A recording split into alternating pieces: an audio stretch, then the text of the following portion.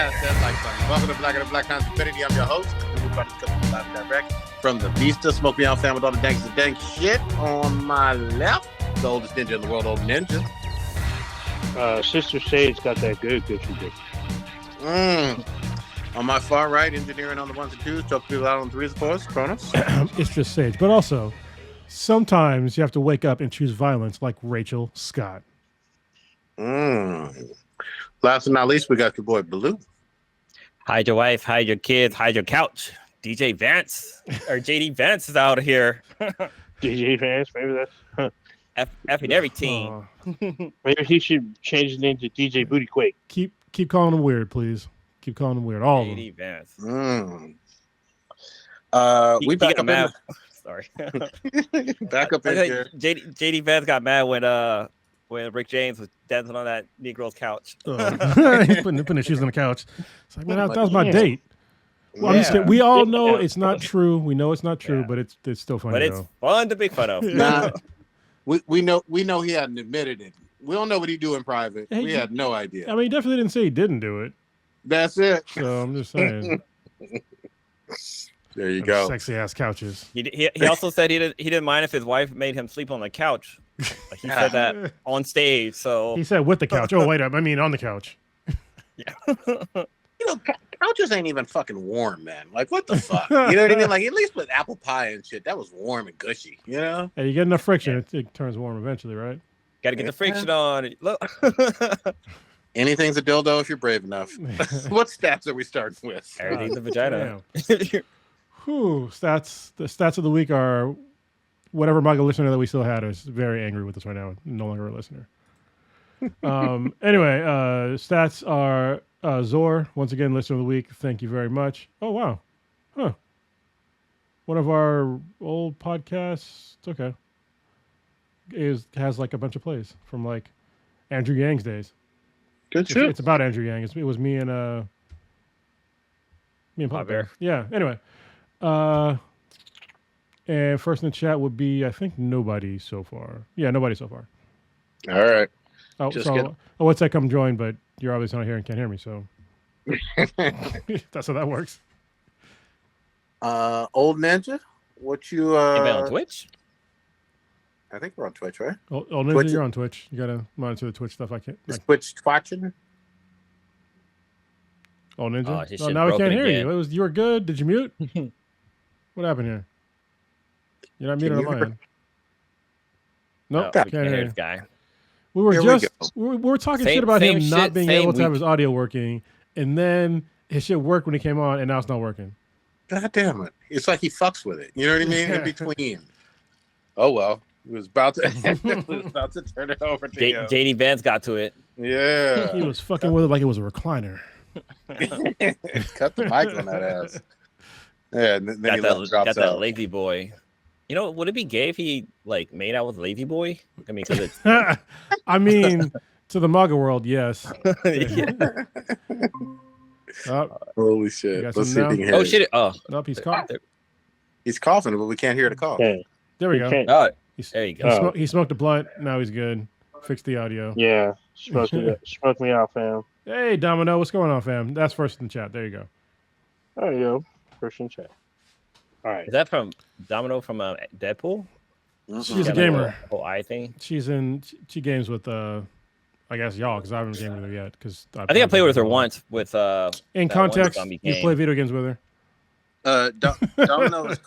Domino's on First Food Real Hardcore. I know she's played with Old Ninja. She's played with me a few times. She's trying to help me get that bunny. So we got to get back on there. But can't she teach you how to double jump, though? I'm just saying.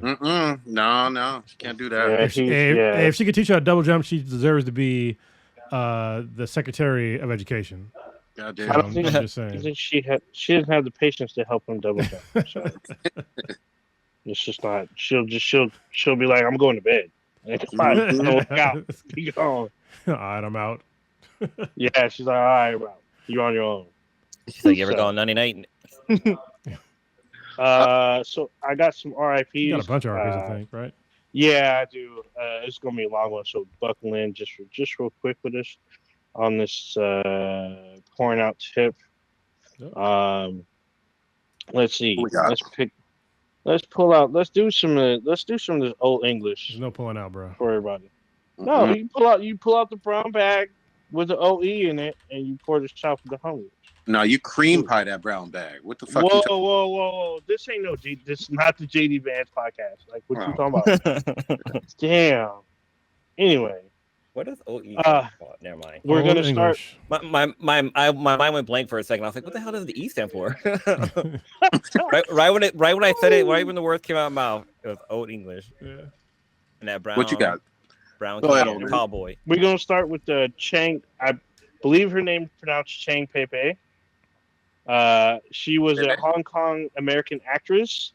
She started her career in 1963. Was considered cinema's first female action hero. She's best known for King Hu's Wuxia film "Come Drink with Me" and Ang Lee's Wuxia film "Crouching Tiger, Hidden Dragon."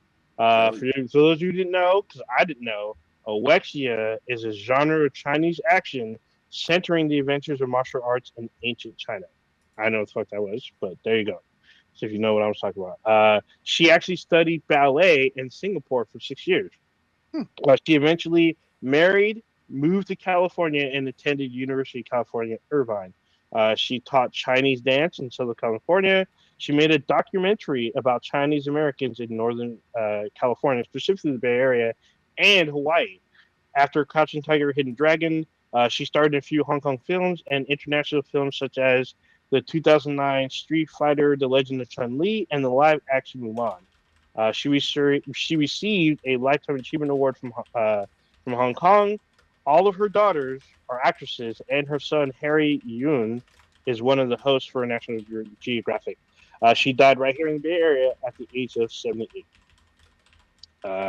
Next up, we have actress Shelley Duvall. She's best known for playing eccentric characters and was nominated for a British Academy Film Award and 2 Primetime Emmys. 4 of her films are preserved in the National Film Registry by the Library of Congress. Her breakthrough role came out with Robert Altman's musical film Nashville back in 1975. She won acclaim for signing his film drama and for 3 Women. She followed up with the supporting role in Woody Allen's romantic comedy Annie Hall, which also won Best Picture that year. She's probably most known for her role as Olive Oil in Robert Altman's Popeye and with Robin Williams, and as Wendy Love that movie. in Stanley Kubrick's The Shining. She would go on to be featured in movies such as Time Bandits, which also gets a reboot TV series, I think this week or last week. She's also in Frankenweenie, Roxanne. She took a 20-year hiatus from acting, returned in the early 2000s, and then her final film role was last year in the horror film called The Forest. She died due to complications from diabetes at the age of 75. Next up was Richard Simmons, 80s fitness guru born Milton Teagle Simmons.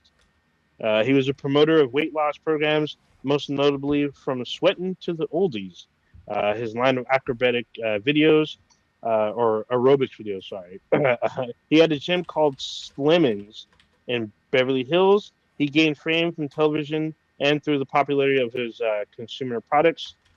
At that time, gyms and fitness regimens targeted the already fit people, while he targeted the overweight customers. He was often parodied and was a frequent guest of late-night television and talk shows, such as The Late Show with David Letterman and The Howard Stern Show. He's won several daytime Emmys, and also due to his popularity, he appeared on several game shows. He even appeared in General Hospital as himself, and he's even in a few feature-length movies.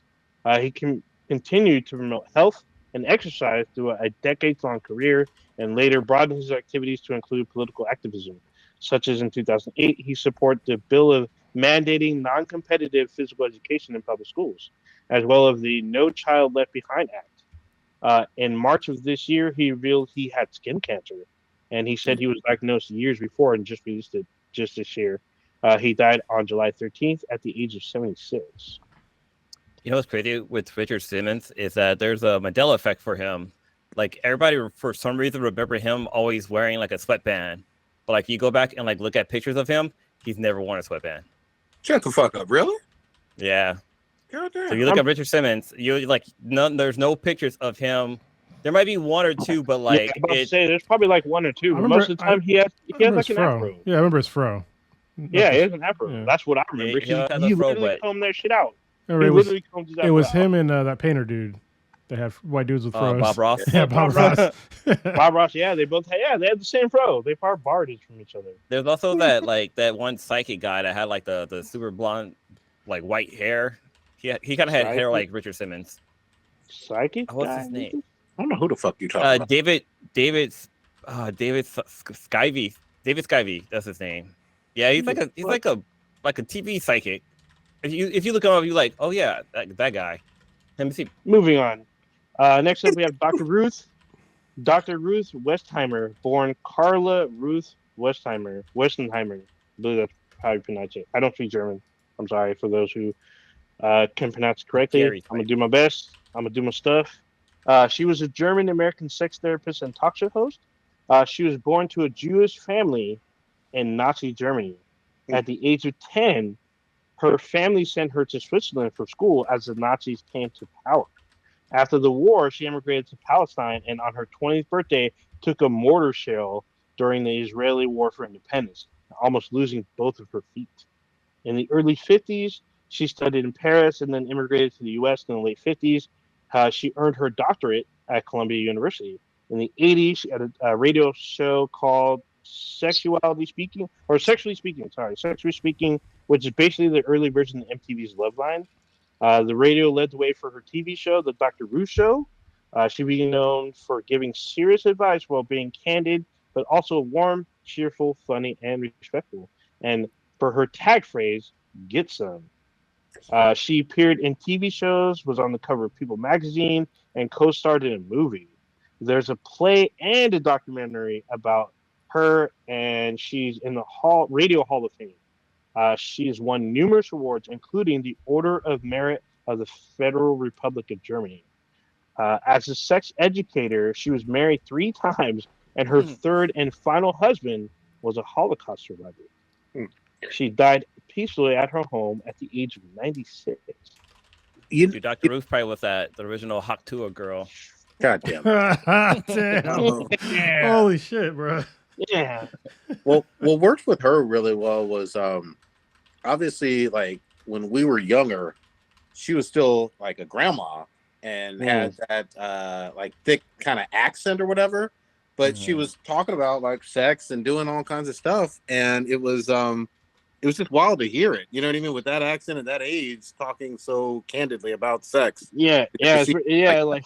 Like your little grandma talking about fucking Katie in the ass. Well, I mean, and it's- the thing I knew about it, she did not discriminate.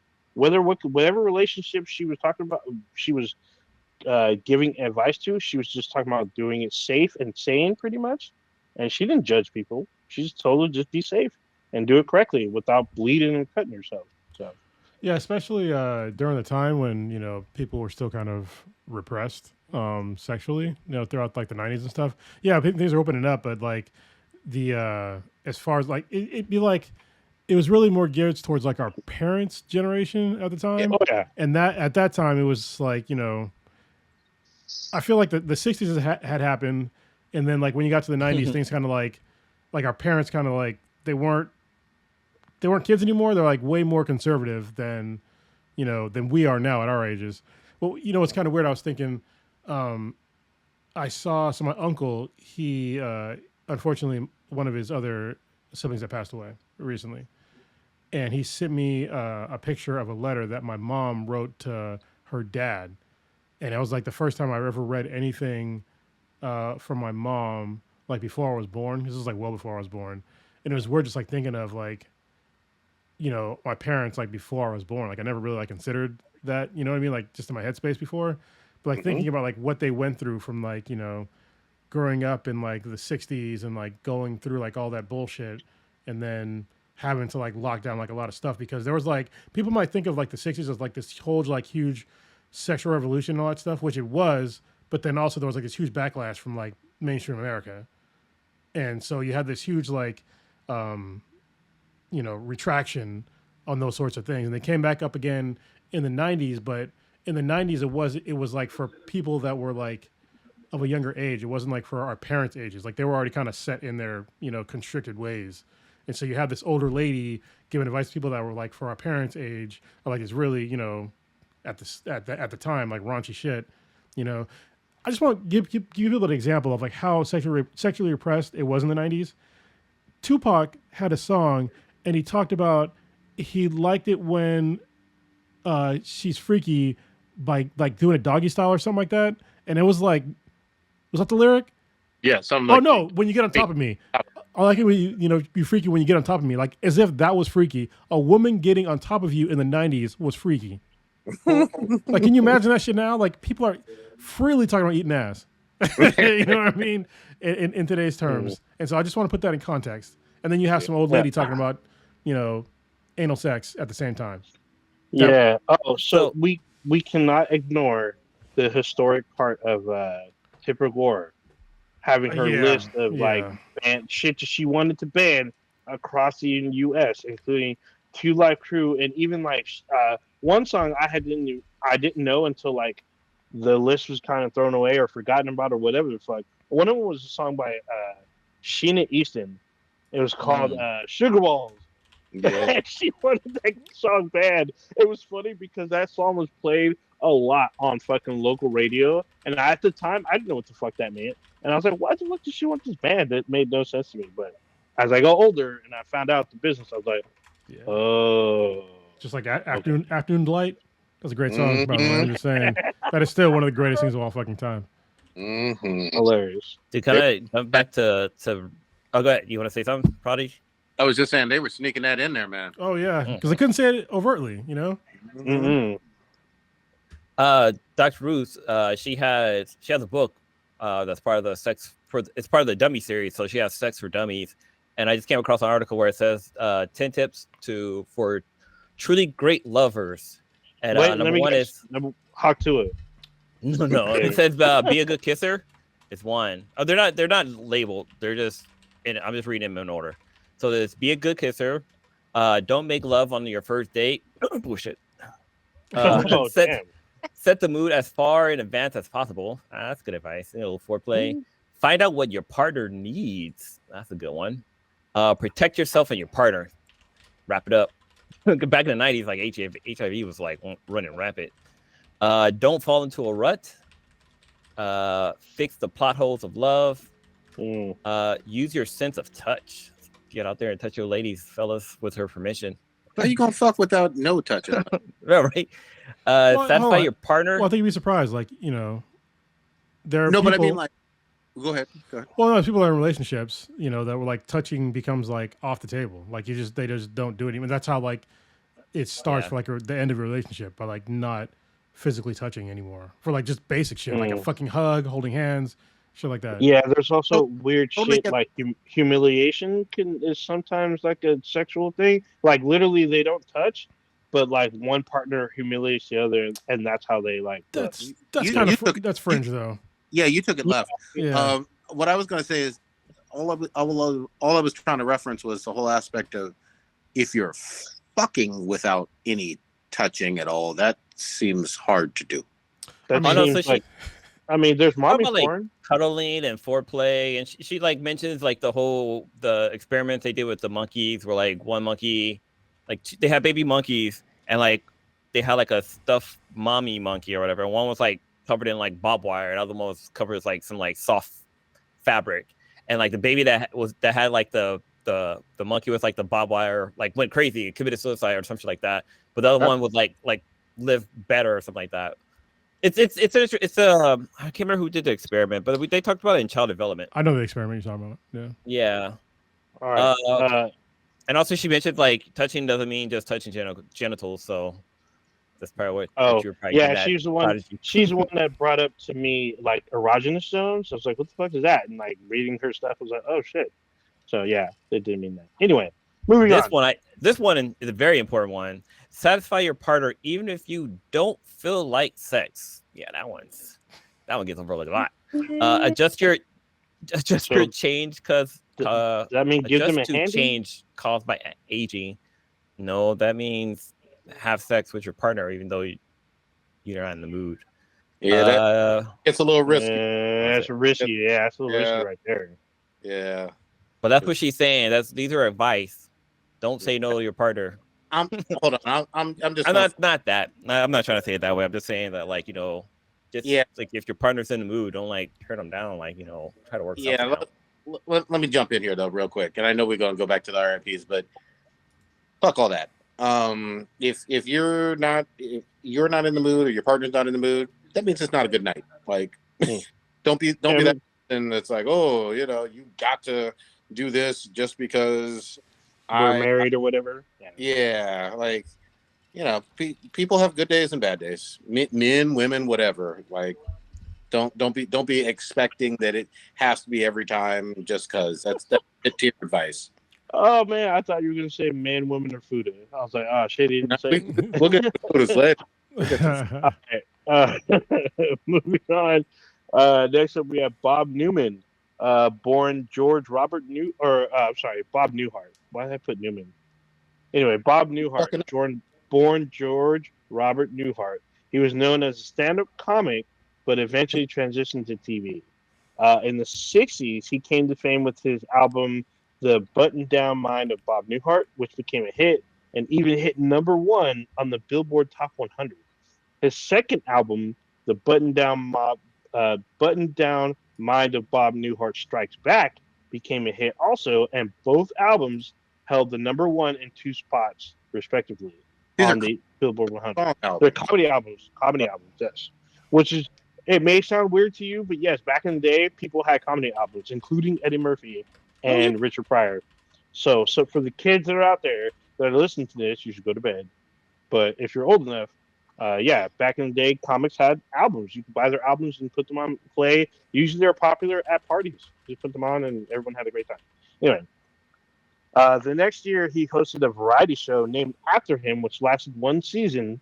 And then in 1972, he had a sitcom with the same name. Then in 1980, he starred in Newhart, which lasted for 6 seasons. In the old Disney films, The Rescuers and The Rescuers Down Under, Newhart was divorced from Bernard. On The Big Bang Theory, he played Professor Proton, and he also appears on the prequel series Young Sheldon, also as Professor Proton. He's appeared in the drama ER, which got him an Emmy nomination, where he's actually had numerous Emmys. Did I skip this part? Yes, I did. Anyway, but he had an occurring role on Desperate Housewives, which I don't remember him on there, but still, which were some of his few. You watched Desperate Housewives? Yeah, I watched Desperate Housewives. Okay. Hell yeah. Okay. I watched it for. So, truth be told, I only watched the first season. So, okay. I mean, that's how I discovered Eva Longoria. I had no idea who she was until that show. Eva was bad. I knew most men of our age group were watching that show because of Terry Hatcher. So Terry always been bad. Exactly. Yeah. That's why they watched that show. Terry, anyway, super bad. Newhart, he's won an Emmy, a Peabody Award, and a Golden Globe, and he's been nominated for he's won 3 Grammys and numerous awards that I'm not even on the list. Newhart was a heavy smoker. He was even hospitalized with a polycythemia in the late 80s. After a short illness. What? Sorry, I don't know what the fuck that is, but yeah, well, it's polyamory, you know. Yeah. After a short illness, he passed away at the age of 94 in his home in LA. So it is wild to me. I mean, obviously, it's unhealthy and all that stuff.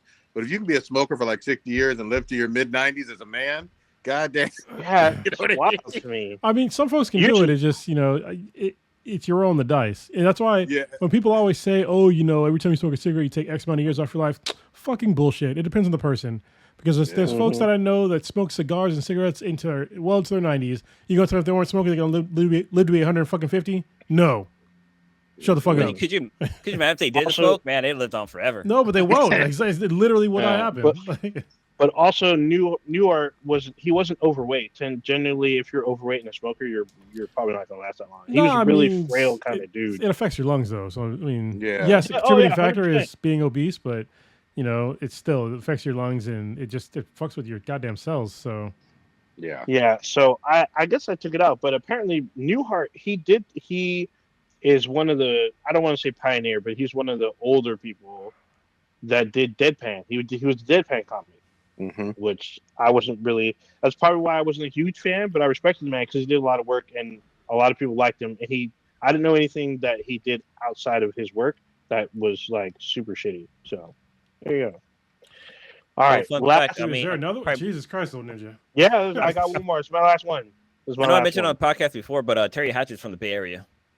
I didn't know that. Yeah, we did. Okay, I like to mention that a last one lot I every time I. this one. 'cause This one. She went to De Anza College. Oh, that's right. Yeah, after DeAndre, she actually got a gig. Anyway, this one is probably gonna hit Prodigy in the Fields pretty badly, but this is Which my one? last one. Shannon Doherty, best known for her roles as Heather Duke in Heathers, Brenda Walsh in Beverly Hills 90210, Renee Mauser in Mallrats, Prue Hollowell in Charmed, 90210, which was basically the relaunch from 2008 to 2009, and then the BH 90210 in 2019, which lasted one season. Everybody knows Some- 210 and Charmed, man. That's the yeah. Some of her earliest work included Little House on the Prairie, and she did voice work for the animated film The Secret of Nim. The film Heathers was her first major feature film, if you didn't know, but the role of Brenda Walsh garnered her worldwide attention. She appeared in the TV show Charmed, about Three Sister Witches, and directed a few episodes for the second and third seasons. She's appeared in Playboy magazine 3 times. She had her own reality show in 2006 called Breaking Up with Shannon Doherty. In the show, she did the dirty work for members of the public, including dumping boyfriends or telling people what their friends really thought about them. She had other reality shows. She had another reality show. She actually had like 4 of them, but another one was her wedding series back in 2012. Between 1992 and 1994, during the early 90210's days, coverage alleging fighting between Doherty and her co-stars dominated tabloid headlines, particularly concerning her and Jenny Garth, and further reports of heavy partying on set, lateness, and physical fights. Her reputation as a bad girl or straight up bitch may have contributed to her leaving Charmed in 2001 at the end of the 3rd season, resulting in her character's death. Reportedly, her departure was caused by an on-set and off-set tensions between her and Alyssa Milano. Her dysfunctional reputation inspired the satirical farce Shannon Doherty Shoots a Porno, a shockumentary. The title role was played by a trans actress. In 1999, Damn. Doherty revealed she had Crohn's disease, and in 2015, she was diagnosed no with joke. breast. Yeah, in 2015, she was diagnosed with breast cancer. A year later, she had to go on a mastectomy. In 2017, she announced she was in remission. However, in 2020, her cancer had returned. She died from cancer at the age of 53 on the 13th of July. super.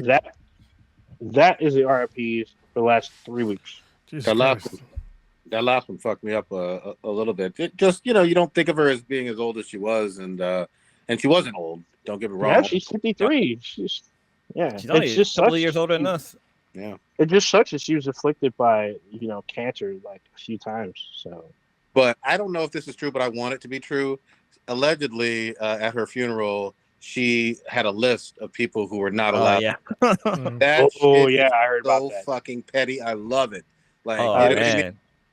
That's You know great. who did the same? Senator John McCain apparently did the same. And I think the list only included one person, Yeah. Donald Trump. Well, I mean, it's for a good reason because Yeah, the but guy I he thought talked. that This is was what some bothers me wild about when I see my fellow military members supporting Trump. Still, it's like this dude talks so much shit about John McCain, a It was fucking retarded. a POW, and he was talking shit about him being a POW, and it's like shit. it doesn't get any lower than that. Like the Yeah. guy was tortured for years of his life. He was like physically all fucked up from what happened to him as being a POW. And you have this fucking rich asshole born with a goddamn diamond spoon in his mouth who had bone spurs, who draft dodged, and this is your guy? Like, what are you talking about? Like, just on base principles, that alone should let you know that he is not for the troops, because he's not. He's not. I always say that it's because Donald Trump came for McCain is why Arizona flipped to blue. Yeah, I'm it's saying totally that. understandable because John McCain was a good dude. I mean, Yeah, so I mean, as a Republican, he bowed out gracefully. Like I listened to his shit.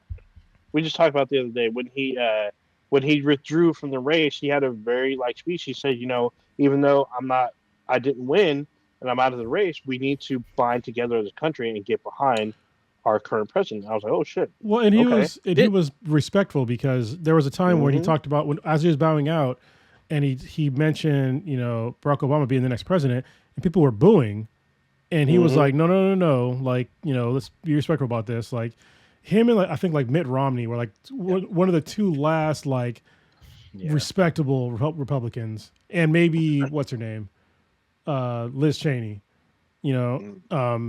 But I mean they still have like some obviously problematic views, but they were still respectful people. Oh yeah, 100%. And nowadays, like you have all these fucking people. Like look at like John McCain, and then look at like a Marjorie Taylor Greene or fucking Oh my JD God. Vance or fucking Lauren Boebert. Yeah, look at the cast of fucking scumbags. And when I say JD Vance is a scumbag, I don't say that lightly because he's a fellow Marine, but he's a fucking scumbag. The shit that he said about Women, childless fucking cat ladies, like just the total disrespect, saying that they don't have a physical connection to the country. The amount of disrespect in that saying alone, it's like, first of all, not everybody can have a fucking child, you know what I mean? And then try to put in like being But people can't afford for having, the more kids you have, the more votes you should have. Like that's fucking bullshit. That's real fucking like master of the plantation, three fifths of a person kind of feel to me. You know what I mean? Well, it's blatantly sexist too, because he doesn't have a problem with a guy who like is shooting blanks. You know what I mean? Yeah, it's Oh yeah. Let's just call it what it is. And then the other thing I want to be really clear on Vance that I found personally disturbing is besides the couches. besides the but I'm not gonna kink shame if that's his thing, own up to it. But he's got an entire wife and family, and she's Indian American. I have obviously no issues with that whatsoever, but an entire substantial portion of the GOP base seems to have a fucking problem with it. And Mhm. ignoring that or pretending like she's not catching flack for it or whatever is just fucking weird. Dude, It's not like, oh, it's just on these 4chan. No, it's out in the open. It's Mhm. and They're he's talked about it too. He was up on stage talking about how his wife has been attacked by a couple of white supremacists, and it's like, dude, your wife, your wife is Indian, your kids are mixed, like her parents are immigrants, and the fact that like Donald Trump is out there talking about Kamala Harris is an American because her parents are immigrants, it just trickles down to his wife. So it's like, how can you support somebody who's talking about one person who damn near mirrors somebody you're supposed to love? Yeah, and like, I guess we're just gonna talk about politics for a minute. Mhm. So today, like the thing that I said at the very beginning about Rachel Scott choosing violence. Today is July 31st, 2024, and for some fucking insane reason, Donald Trump decided to go to a panel on the National Association of Black Journalists. I have no idea who his handlers are. I have no idea what he was thinking. I don't know if he was fucking high on what, but he decided to attend this panel. Yeah, I want to point out really quick before you continue. It's not his first time being at the panel. wow. Yeah, but apparently he was there in 2016. Okay, that's fine. But he's already said some problematic things about Kamala Harris, who he still says her fucking name wrong, which is insane to me. And he decided to go up there and make a total ass of himself because the first question that he got was from Rachel Scott, and she set that shit up masterfully, and he just crumbled into just a ball of whiny bullshit. Weirdo. And I was just like, yeah, just being weird and just like quite like attacking her credentials, talking shit about like the volume levels in the from like how they set it up, her being late, which is like Late. on her, which is weird because she didn't do all that stuff. Like she was probably there. Like She would go around checking the audio. yeah, she's run not wires. an audio engineer. You know what I mean? And so for him to just be on full Turn it up in display, headphones. his total mental weakness. I hope that Kamala Harris took notes on the way that Rachel Scott just obliterated this bumbling idiot on a national stage. Dude, it was like watching like you know how like when you have like a family gathering and you got that like grandma or grandpa that's just sitting on the couch talk about the old days, just rambling about just complete nonsense. That's what I felt like I was watching. Like some old guys sitting on the couch just babbling about nonsense, basically. And it was, I mean, I don't want to say it was sad to see, but it was kind of funny seeing the audience like laugh at some of his response. Literally getting laughed at. I didn't understand when he talked about Kamala Harris saying that I didn't know she was black, and all of a sudden she flipped. I'm like, what are you talking about? Just because somebody calls her, which she is, I don't. Okay, a lot of people in America, certain kinds of people, they don't understand there's mixed people in America, and it is totally okay to embrace both of your ethnic backgrounds. If you've never hung out with somebody that's of mixed race, it might be new to you, but it's totally fucking normal to like, I don't know, go to a fucking black college, but then also enjoy your Indian heritage because your mom is literally from fucking India.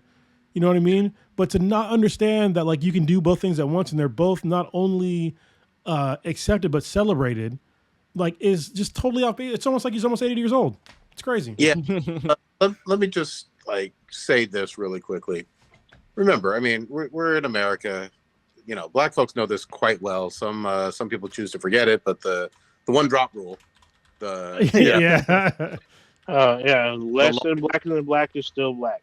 Yeah, the law of the land for forever. I mean, during slavery time and well beyond, you know, there were plenty of either masters on the plantation or folks that were the owner of the plantation, even during the sharecropping.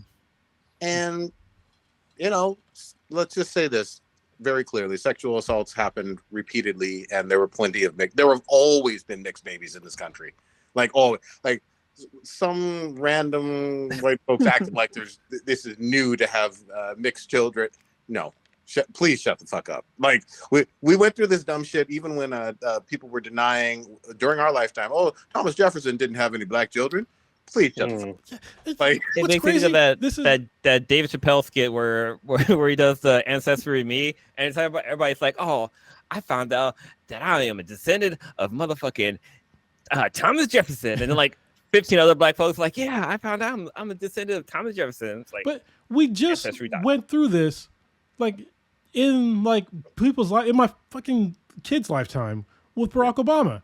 Yes, like they were talking shit about like, is he, you know, oh, is he really black or is he white or just like he was the first. He was a mixed president, but everybody considered him black because that's the side that, you know. Yes, his mom is white, but you know, like you can be two things at once if you know. They're mixed people, so you can embrace both sides. Yep. What was that hashtag that was trending on Twitter after the whole interview? Oh, there was a couple. Well, there was Hoes for Harris, but that was something different. That was my favorite one. But when I discovered I was black or something like that. What yeah. Yeah. So there's after Trump had mentioned about how like, oh, Kamala Harris, she's choosing to be black. Like before she like mainly just focused on being Indian, like now she's choosing to be black because she's like running for president or whatever. And everybody's like posting on Twitter like, oh, you know, there was a time when I was at a family barbecue and this one song came on and I just started moving my butt and like I really love the song, and I think at that time it was when I discovered that was black. Yeah. Hilarious, man. Oh, wait, hold on. Now that you mentioned, I'm gonna read the one that got me. I posted this to you guys. I'm gonna read this now. Some young lady. I'm actually gonna shoot her out. I have no idea who this person is, but what she tweeted was fucking masterful. I showed this to the group. Okay, she goes by C Davis on Twitter X. She says this: the year was 1999. The Southern heat was strong at the family reunion. A sound began to permeate my eardrums, casting a spell as the words "Cash Money Records" taking over the 99 and 2000 were spoken by Sir Juvenile. It was then I knew I turned black. I fucking died. I was in a public place and I yelped, fucking reading that shit. Dude, so shit I fucking- I was think spitting Prodigy my food.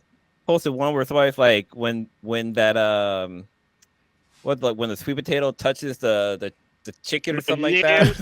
Yeah, the yam Yeah. when the yam touched the chicken. That's when I knew I was Yeah. black.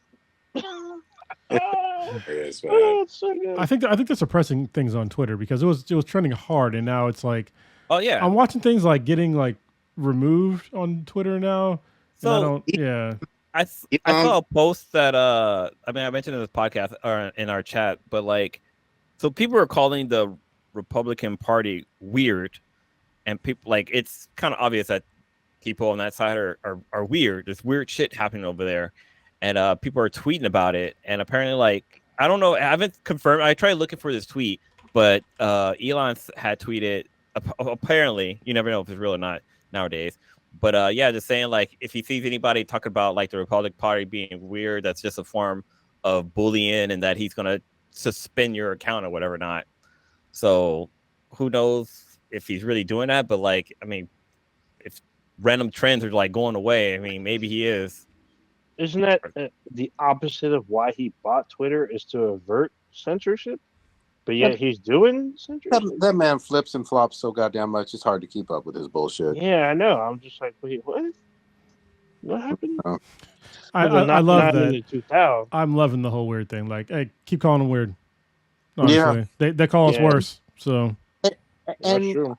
obviously, given this time period or whatever, the first thing I think of, and I think most people nowadays think of, is with the Kendrick Lamar stuff. You know what I mean? In terms of, no, Baka I got a guess. weird case. Why is he around? Yep. You know what I mean? not like us.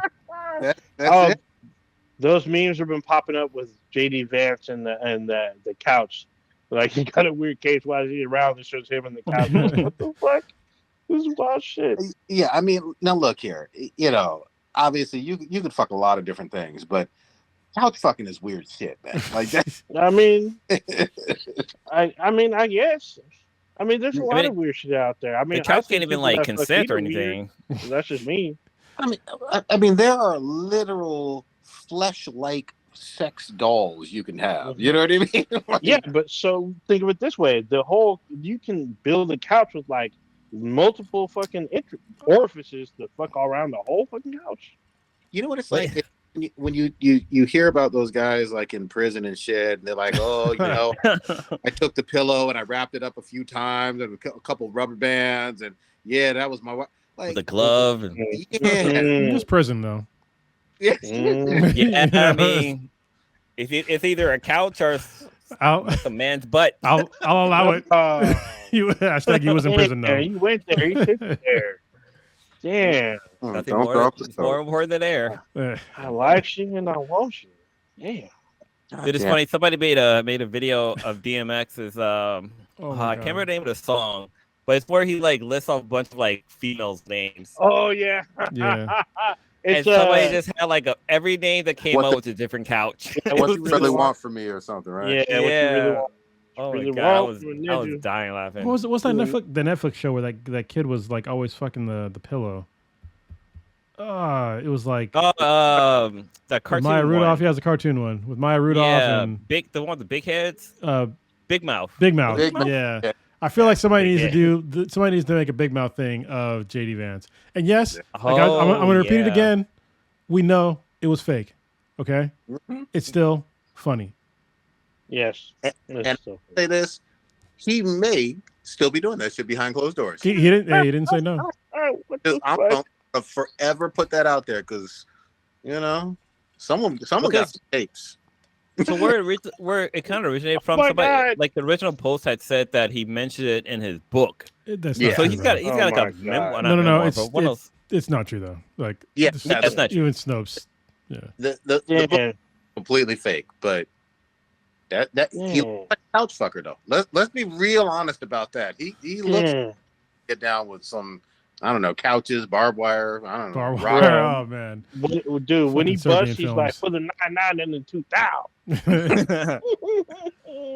Oh, let's Yeah. get oh wait, no. Oh, silly. All right, let's move on from JD Vance's couch experiences.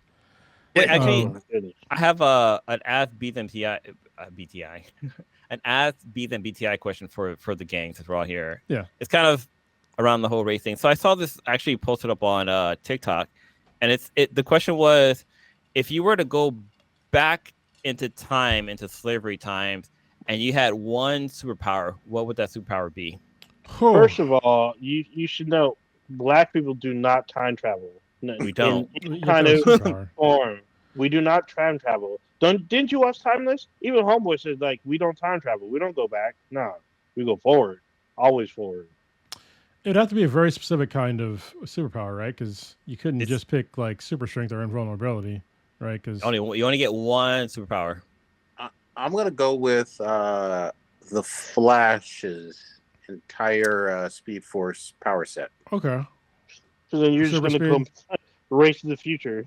no, I mean you Yeah, can I'm just snap a bunch of necks. I mean, Jesus, Yeah, it's pretty exactly. I was easy. gonna say I'm fast enough to outrun any bullets. I'm fast enough to snap a whole bunch of necks in a single second. Yeah. I can heal fast. You know what I mean? I can do almost anything as the Flash. Yeah. And you can also travel to the future. So No, I'd Yeah. rather snap a bunch of racist necks. That's more useful. Mm-hmm. What would your power set be? I mean, not set, just your one power. I mean, super speed. Thinking about it, that's a pretty good one. Because there's nothing that they won't be able to touch you at all. So, and you could do a lot of justice in a couple of seconds. So, Yeah. but I guess with super speed though, it has to come with other things though, right? Because if you just have super speed, you can only go so fast with the human body. So, say yes, can you outrun a bullet? But physically, if your body can't physically outrun a bullet though. Well, let's say You'd have to have Let's some say, sort like, of you durability. That's the thing. I think let's say you get one superpower, but then you have like the abilities for your body to stay like intact or whatever. Like so, like I mean, because like if you get super strength, but like you try to lift up a tank, well, your bones aren't strong enough to hold that Yeah, tank, so you're that's just the gonna thing. fucking crumble underneath it. So You need there's- durability. Yeah. yeah, So I guess if your you body get can your body can handle your super strength or your Okay. superpower. okay. Nobody around you can though. So So in that case, on this very narrow constraint, I'd have to go with super speed as well. Yeah, because I would fuck up a lot of people. It'd actually be really bad. I'd fuck them up slowly and really bad. Like I'd snatch them up, take them somewhere, and then things would happen. Mm-hmm. So yeah, I'm not a violent man, but if you put me back in those days, I would be a very violent man. John Brown. Yeah. damn, John Brown did not give a fuck shit. No. what was your Also, BO, Ninja? really good podcast about John Brown. It's called American Carnage. Listen to it if you have a chance. Will do. Yeah, I knew there's a lot of shit about John Brown. There's actually a lot of PBS documentaries about this man because people debate he's either a very, very spirited abolitionist or he's the world's first terrorist. America's first terrorist. Yes, he's known as America's first terrorist. So people, literally, historians argue that to this day, either he's a terrorist or he's a like abolitionist that was like very spirited. So, and the thing about me is that I love the fact about him and Frederick Douglass. They were literally like Xavier and Magneto back then. Like they were arguing back and forth about what to do, about what's going on. And Frederick Douglass urged patience and like legislation, and John Brown said, "No, fuck that. I can't wait no longer." Wild shit. You almost never see the Frederick Douglass afro like with that part in modern times. I've seen a lot of afros, you know what I mean, but I don't see a lot of Frederick Douglass. Yeah. The last time you saw was like no, Unbreakable. no, Remember that? No, yeah. Pickable, that Also, rare. Dr. Yeah, Cornel Cornel West West, yeah. has the exact same fucking pro. Does he have the part? Maybe I'm missing it. Yes, he has a great part on his. I've met the man. I have a picture with him. So wild. I don't see the part. I'll have to look it up. He Yeah, has you really one don't see on. that. I believe it's his left side. He has like a big ass fucking. It's probably more gray now, but he has like a gray fucking part that goes all the way back. His What part- about that? So no, he does not have a part. Yeah, What? big fro. I don't see the part. Man. He has a gray. So he has a gray streak that maybe you think is a Yeah. part. Yeah, Yes, maybe that's a gray what it streak. is. What about that? Okay. That one black guy from what's something about Earl or something like that? My name is Wasn't it Earl. like the skinny black guy that was on the show with about Earl, and like there was like that one chick that looked like Margot Robbie. She was like, Jamie what show was Presley? that? My name is Earl. Yeah, Jamie Presley, I think was in there. But there was like a black guy in there. That sounds like My Name Is Earl. Just like Yeah, my name is Earl. Earl's Yeah, his name. So Really? I That's think that amazing. black guy had a fro, and I think he had like a little cutout. I'm gonna have to look that I back. don't know. It's red. I never watched the show at all, but that's the first that popped in my head. I know what you're talking about, but no, he had a fro, but it's like kind of like a sort of unkempt fro. Mm. Yeah, I'm trying to think. Yeah, Did Uncle Frederick- Russ's have just that put it- too? Just to put it out there, Frederick Douglass's fro that was very well kept. I mean, there's only like Mhm. 4 pictures of him, but like, Yeah. Wait, yeah, what about W. Kamau Bell? I mean, no, that's listen, no, No, it was pretty. Yeah, it's pretty small. Oh, It was you know what? Low. W.E.B. Du Bois, he might have had something similar. I would want. most of his pictures, he's got a bald head when he's older. Du Bois? Oh, yeah, but when he was like, through it, no, I'm pretty sure he had that part. When he was younger, when he was writing, pretty sure he had a part. I'm gonna have to look. Y'all keep going. I'm gonna look this up, man. I'm gonna find me. Some, All right. Yeah, look it up. I'm just saying, Oh, Ninja. So what? Frederick Sorry, go Douglass, he looks badass with the way he had his hair. What's this? Yeah, So- What's up? So Ninja, what would be your power set or Oh, power? I don't know about speed. I want to say like. So wait, I can't choose durability or super. You strength? can, but you want to get just that. Oh, I need to get one or the other. I kind of think it would be kind of a cop out. I would say invisibility, but then I was like, because then it would white only. lady's it room. No, because once I reappear, if they found out, I would just get caught. Because like if I get caught and get bound, like disappearing ain't gonna get me out of it. So sure ain't. I don't know. Maybe phasing, because if I phase through shit, I mean, if you then got it- Speed Force, you can Yeah, you phase got through. Speed Force. yeah, if you have Speed Force, you can phase. But I don't know. Bro, Maybe that. I changed mine. I don't know. I got mine. I changed mine's a good mine. one. All right, what's yours? Okay, What do you what's your changes? So, mine is anybody within 100 miles of me now gets full blown AIDS. That's a racist. Full blown fucking AIDS. If you're a racist, like if you have a racist thought in your fucking brain. If you ever owned a fucking slave, if you ever watched a slave go by you, you didn't try to help them, you've got full blown fucking AIDS. I'm talking about your ass is like on death's door AIDS. Oh, you know what? I will choose. Because he's not here, and I know he would pick it. But I think this would be extremely useful too, because it'd be hard to prove that you have this ability. Magnetism, because a lot of things you'd be able to stop. Because I'd be able to bind people. I'd be able to stop bullets. I'd be basically untouchable for any kind of metallic. Like, because they didn't have really a lot of plastic back then. I don't think plastic was invented back then, actually. But the only thing that would technically be able to stop me would be wood, but usually wood had like metal parts, So, like a shovel, I or would a hoe, be hesitant hose. to rely on magnetism for bullets back then because most bullets were lead back then, and that's a non-ferrous material. Just saying. That's a non. It's a non-ferrous material. There. Non-metallic. It's Me- not. me- It's magnetism. not magnetic. Mhm. like gold. But doesn't but if we're talking about Magneto, like he controls everything on the electromagnetic spectrum, right? Exactly. He said magnetism, so that's a little different. If you want to be on Yeah. Magneto level, I guess, but even then, it's still kind of stretching shit. Magneto should not be able to stop lead. Or plastic. So, even though, because he has a very wide range of powers. Like even he can change the magnetic spectrum where he can turn himself invisible. Yeah, and he could control people's blood with iron and all shit. I got you. Just, Exactly, and you can literally. So we see this in X2, where he's in jail and he literally pulls all the iron out of someone's blood. Well, he had extra iron, but yeah.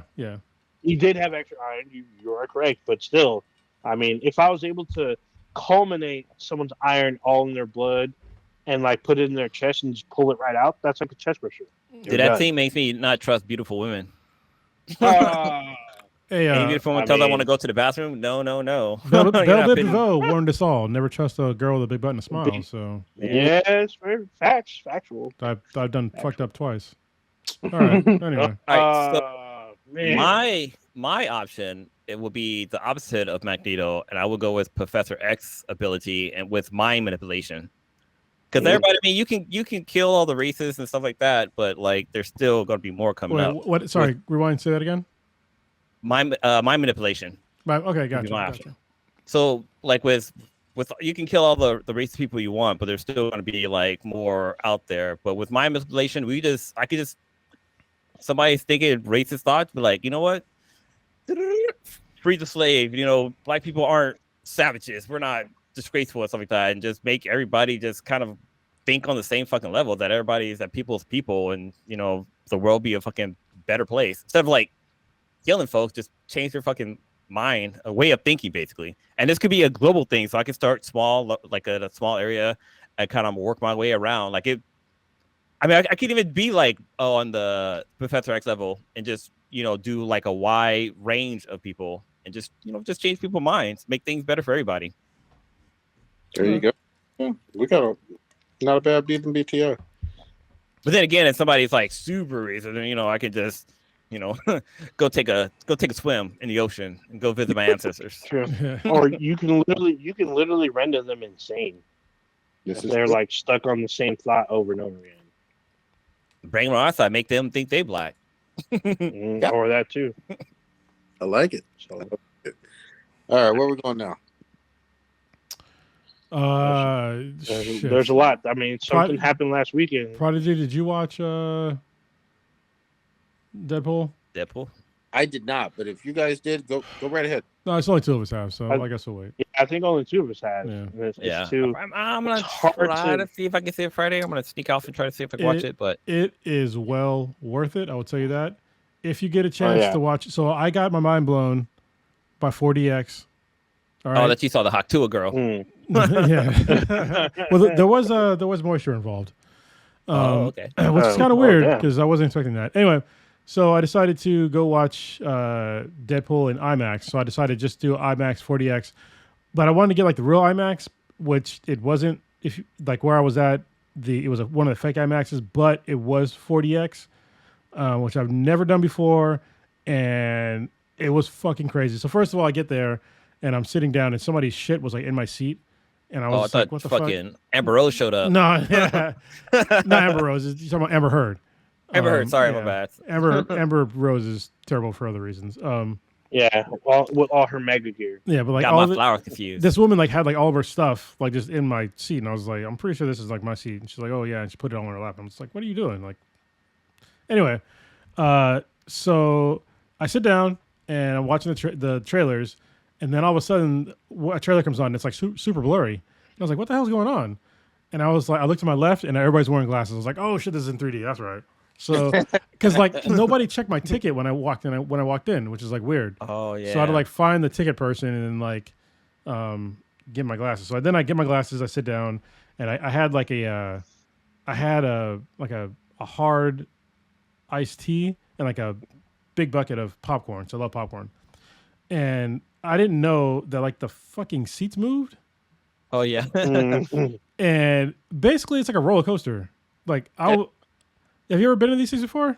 I haven't been to the moving seats. That sounds cool. It's been a while. So I don't know the last time you went, but like this time I went, and it was fucking crazy. So first of all, like the first opening scene for Deadpool, I'm not gonna say exactly what happened, but it was like it's a crazy fight scene. It's also hilarious.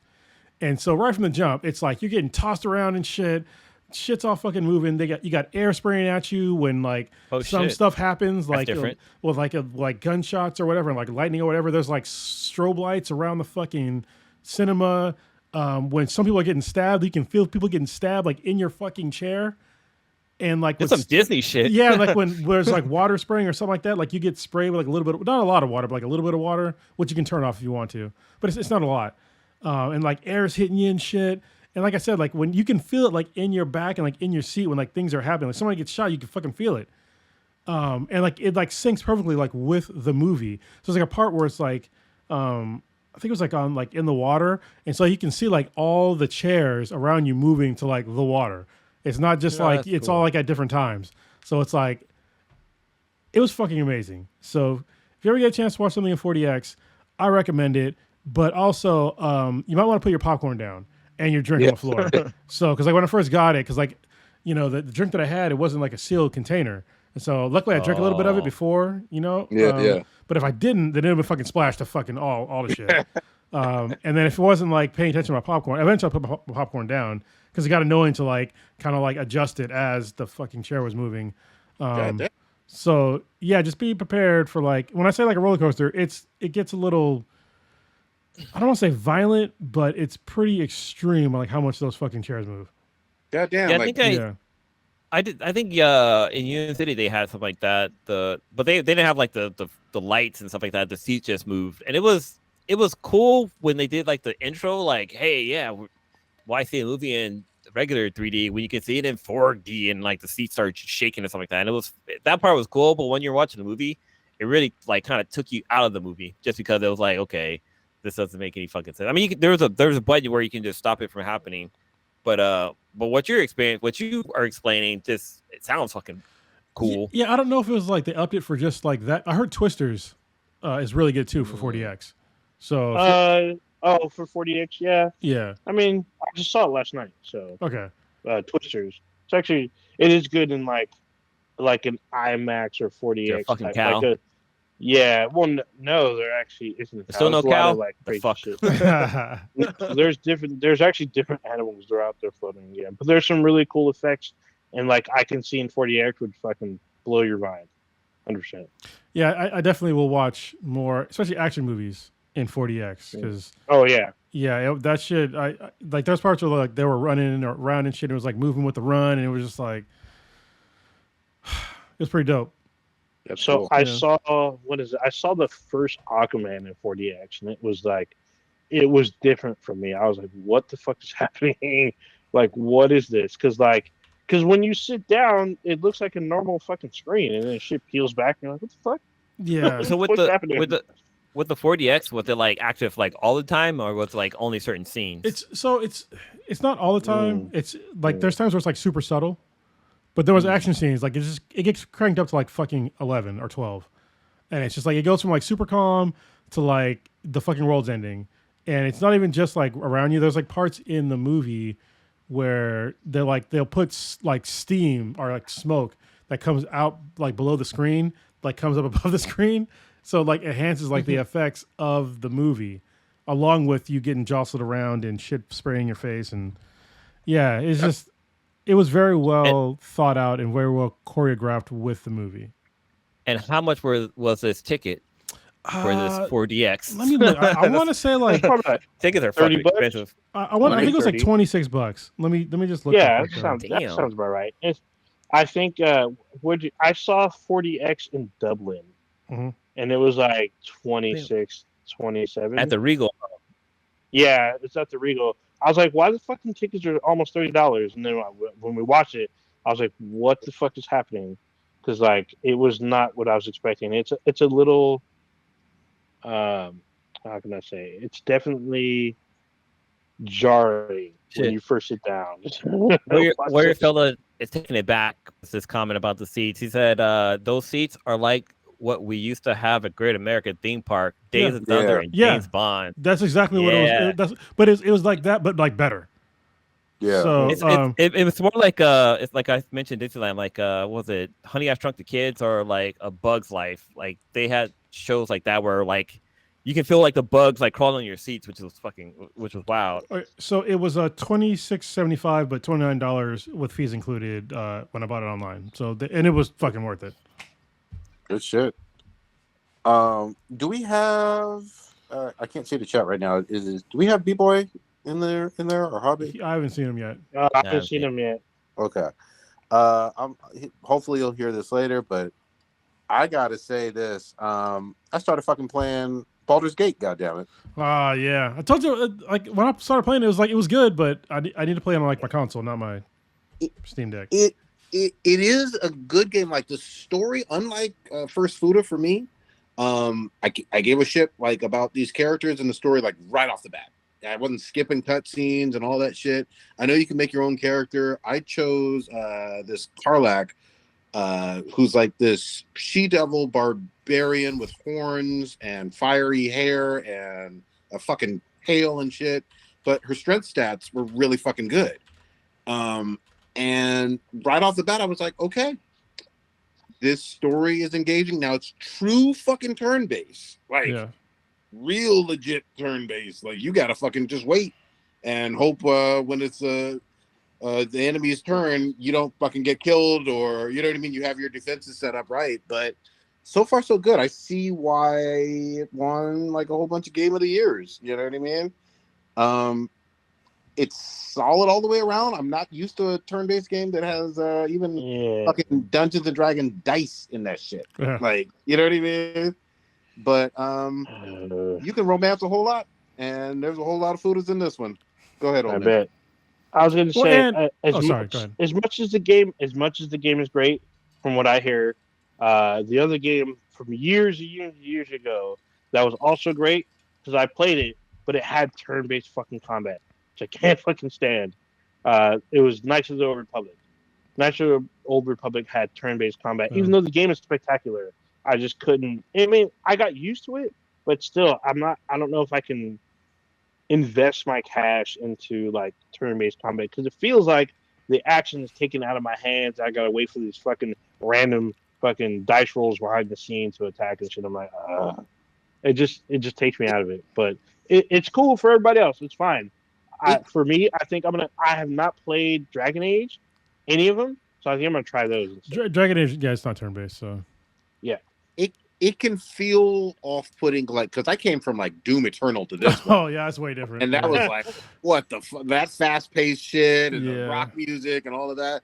And I was like, oh, let me slow down and wait for my enemy to attack, and then I'm gonna decide what magic. That was a little hard, but I overall, it's good. I thought you would like. The only reason why I didn't recommend it to you is because it was turn-based, but I thought you would like it because, like, in the very beginning, you basically have like a very small Cthulhu flying through a fucking flying tentacle monster spaceship. Yep. And it's just like that, the whole like aesthetic of like possible tentacle rape the whole time is dope. Like, I love the art direction in the game. I need to like not, because I have it on my Steam Deck, but it's not really, it doesn't play very well on the Steam Deck. At least when I got it, I need to like, because I had to like turn down like a lot of the graphics, but I'm pretty sure they patched it by now.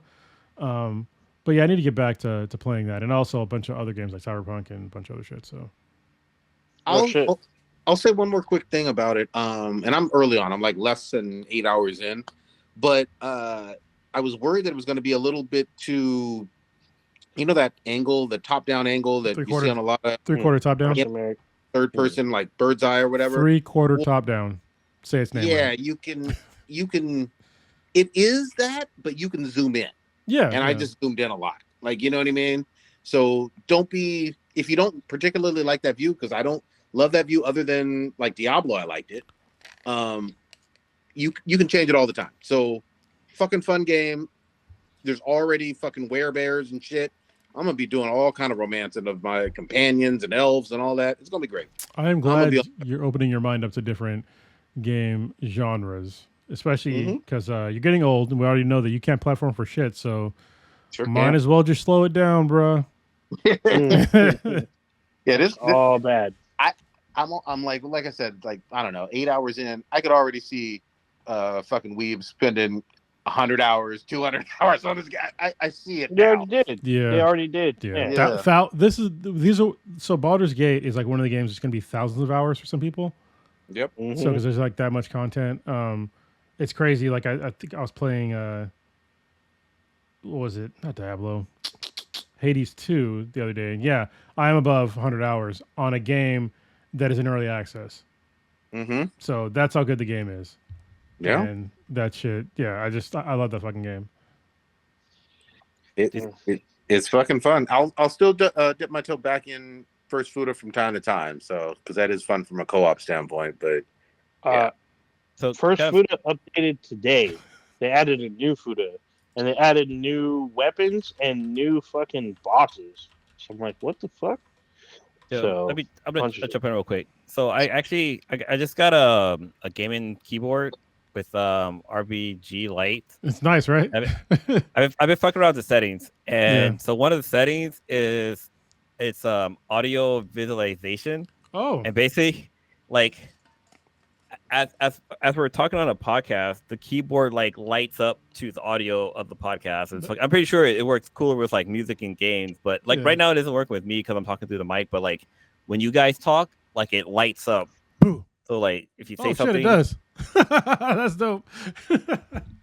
yeah, it's pretty, and like I can choose the colors. But then like one of the settings on here, let me see if I can pull it back up. So I was using the setting earlier because I thought it was pretty fucking dope. Where it's called oh, by the way, this is a Logitech G Pro, and one of the settings on here is called what's it called Echo Press, which is pretty fucking sick. So let's see if I can pull it up. Here you go. So like you see the keyboard like it's like red, right? Yeah. Like if I can do this. If I push the keys, it changes colors to like, and Oh, you can see nice. like what key I push. Yeah. That's pretty fucking dope. It was I had it set for blue, but like I think since I turned it off and reset it, it went back to red. But yeah, it's a mechanical keyboard. It's plug-in. It's not a wireless one, which is kind of interesting. But yeah, man, this keyboard's pretty fucking dope. To That be is honest, pretty and it dope. has like it has modules and stuff I can add onto here, or not mods, but macros I can create and stuff like that. But yeah, Yes. this is pretty fucking dope keyboard. Yeah, the Logitech series, like gaming stuff, is like it's really evolved. So I have a Logitech G502 Lightspeed mouse, and I can literally change up the weights in the mouse. That's kind of cool. So it can Wait, be lighter. Yeah, so it can be like lighter or What? heavier or whatever.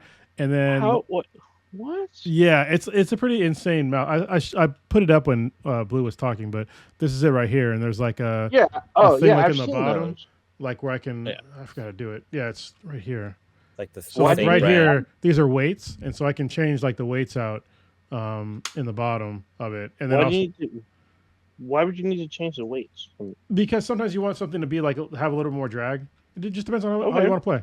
Sometimes you want things to Okay. be like a little lighter, you know. So, oh shit. what did Yeah, I do have there? this little fucking gear head fucking thing. It's been pretty good. I had a Logitech one, but I think I broke it. Where did my check? I go? did break it, actually. Yeah, I broke one of the buttons. It had like 11 buttons that I didn't have mapped to anything. Hmm. But yeah, that's crazy shit.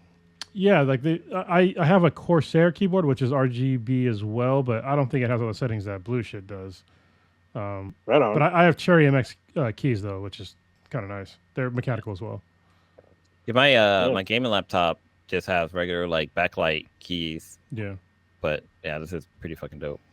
Wait, Blue, do you have more than one personal laptop or no? Yeah,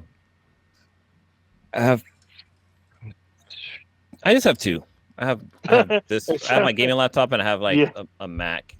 Yeah, I was about to say, do you have like That was one cool. that's in pieces? You're trying to build something there, something Nah. in there. Okay. All in ball on my road. Is Prodigy is he using the latrine? Or Latrine. whatnot. I think God it's- damn, Ninja. Why you gotta show your oldness? Because I'm old. Huh? Gotta go use the John. So yeah, so some shit went down this past weekend. I think a lot of people were waiting for us to speak on it. Oh, you talk about the San Diego Comic Con? Maybe yeah, some little Some convention. little or convention. something. Yeah. Some little. Getting together, That talking about unfortunately, shit. I got to be honest though. I mean, I don't think Prodigy went. I only went for one day. It was on Saturday, but I also just recovered from the Rona. And to be clear, I forgot to. I don't know if I forgot or I just wasn't invited to do the press thing this year. So, yeah, that's one of the main reasons why I didn't go to like multiple days, besides having the Rona, was because I didn't have a press pass, and I have not paid for a convention yet. And I'm trying to keep that streak going. So.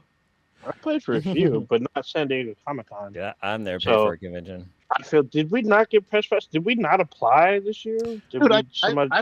I put in the paperwork, but something didn't work out. Okay, you this year. did. Okay, because I was like, Yeah. usually it's you, not me. Yeah. Mm-hmm.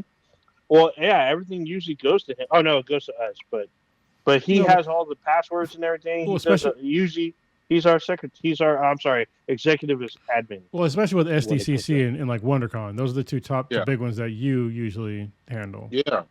Yeah. Something got messed up, but I do the same thing every year. I know how it fucking goes, but Yeah, exactly. All you gotta do is verify, and then you pick yes, and then that's it. So, I mean, maybe somehow because I think that Victor he didn't get a press pass either, which I mean he's had press passes for a long time as well. So Exactly. maybe it's like they cut you down on it or something. So yeah, something was weird. yeah. But oh well. There's always next year. Well, I don't know. Just For make most sure to put my of us. name down for Fanime. Wow, shit, that already happened. Yeah. Never mind. I did it. yeah, Fanime already went down. Fanime is like. I know. usually Well, the I think first big next- push. I literally have this next to my Nice. on my desk. Oh, I have one. I got mine next to me too. Yeah. So I- there's one up here, Blue. Silicon should be. I think they pushed it from August or to August, so that should be coming up pretty soon. well, if you honestly, want to try to check that one out. I think next time if we can get SDCC tickets again, or press passes again, we should have Old Ninja and Blue go, and then y'all can just stay at our places. You Yep. know. Fuck We yeah, dude. Stitch has yet to go. Stitch needs to go. Well, Uh, I don't know. Last San Diego Comic Con really took a toll on my soul. I can't go back. Wait, what happened? No, just it was It's a lot. Oh, Yeah, I knew he was going to say it, but I'm down to go. But I would gladly give up my seat so Stitch can take his family I would and go be able to go because he's the only one out of He all has of not, us. yeah, you're that's right. gone. He has not gone. Yeah, we so can I'd get, rather him go. obviously, if we can get him a press pass, but not the whole family. So, but still, Yeah. But I mean, yeah, they would still go with him. But Yeah. like you did, you can do the events that are outside and the, well, the they can still con. buy feel like- tickets. So, Yeah. So I actually it take is- that back. San Diego Comic Con was fucking dope because like we got to interview like big fucking celebrities and like yeah. Yeah. but then like And- that one where we did the cast of what was that superhero Winona one? Earp. No. The Oh. superhero one with Bill Compton. Oh, What was it called? the Gifted. The Gifted, yeah, they give us like a minute to talk to two people, and it was like I was like, how the hell am I gonna do this? And we're like damn near at the end of the line, but like Yeah. I don't know We're the how I last one. was able to pull it out, but Oh, yeah, You that did fell a off. But great they- job. yeah. Actually, the one at WonderCon was cool when we got to talk to the writer and then the creator of the show Black Lightning because we got to Yeah. talk to Salim McGill. Yeah. And he literally sat down with each. So it was the Oh, writers. yeah, that we was had cool. writers at every table, but Salim McGill went to every single table, sat down. He gave us the exact amount of time of every table to They like did that talk shit for- about the show. That for shit was Voltron. wild. But also, I just got to Yeah, throw. obviously I got to throw some Voltron. vague shade. There was a celebrity that we interviewed on this podcast Oh yeah, that made us pay to take a picture with him. That was shady as hell. I was like, Yeah, that was weird. oh yeah, Alright. that was. Yeah, What the it's kinda fuck, weird. man? However, he's been on our podcast, I think once or twice, something like I think that. it's once. I think it's Maybe it was yeah. once. Yeah, but he's I mean- been on our cast. But I mean, he's a cool fucking guy. But still kind of strange. One of the coolest person we had on the podcast was W. Kamal Bell because like we literally had him on the podcast and then he was like, hey, I'm gonna be out in Oakland, come out to our show. We went to go see him. This guy's like 7'2" or something like that. Dude, He's- motherfucker was he's tall. quite tall. Like, Dude. but he was dude was hella fucking chill and hella cool. Actually, I don't know, man. I think each one's different. I have a special place in my heart for the cast of Winona Earp because they've shown us so much love, Yeah. especially Dominique Provost-Shockley. Yeah. Shout Still, out to her. top two shout podcasts out to- for us, or Yeah. podcast with her. But wait. Yeah, shout out to Shamir Anderson. Yeah. All of them are fucking cool. Obviously, Winona Earp herself, who's in Star Trek Strange New World. She's been in feature films. She's like, her star is getting brighter and brighter like every year. It was great to talk to her. Even though she's not been on our podcast, she's listened to us. And we had a chance to talk to her and the producer. Me and Blue, we actually cornered the producer, and she's very, very, even though she was busy, she made time for us. Oh yeah. So, but if W. Kamal Bell is listening, and anybody with a giant black and white fro, try. The goddamn- Oh, It's, dude. Frederick Douglass. You know what I mean? Park that shit. You know what I'm saying? Like, bring that back. So I feel like I feel like he mentioned Frederick Douglass with his hairstyle. I don't know. I mean, I gotta go back to that episode and re-listen to it. Okay, so let's talk about what's come out of San Diego Comic-Con this year. Even though we did not go, a lot of talking parts. I want to start with some of the little stuff first before we get some of these grenades. What? Not that I'm a dude playing another dude. Anyways, go ahead. There's controversy about that too, which is kind of funny. Yeah, we'll get to that quickly. Some quick kind of other nerdy stuff. We got to talk about Star Academy. They announced like some of the cast. There's like returning members of the Star Trek franchise that are going to be in this, even though this is set like in the future and shit. I'm looking forward to this. Everyone thought there's going to be a continuation of Star Trek Picard. Apparently, it may or may not be, even though it's in the future. But it has a pretty good cast. I'm looking forward to it. And Star Trek's doing a streaming only movie because it can't afford Michelle Yeoh after she won her Oscar. So they reduced her series to a like one-time movie, which was Star Trek Section 31, which is supposed to be the birth of Section 31. But it looks like they're going all over the fucking place throughout the timeline, throughout different fucking universes. So, but it looked fucking cool.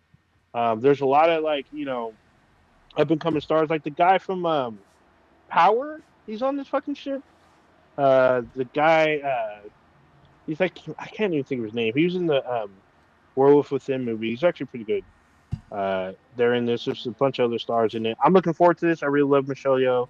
I can't wait for this fucking shit. I don't know if you guys saw any of this news or the trailer.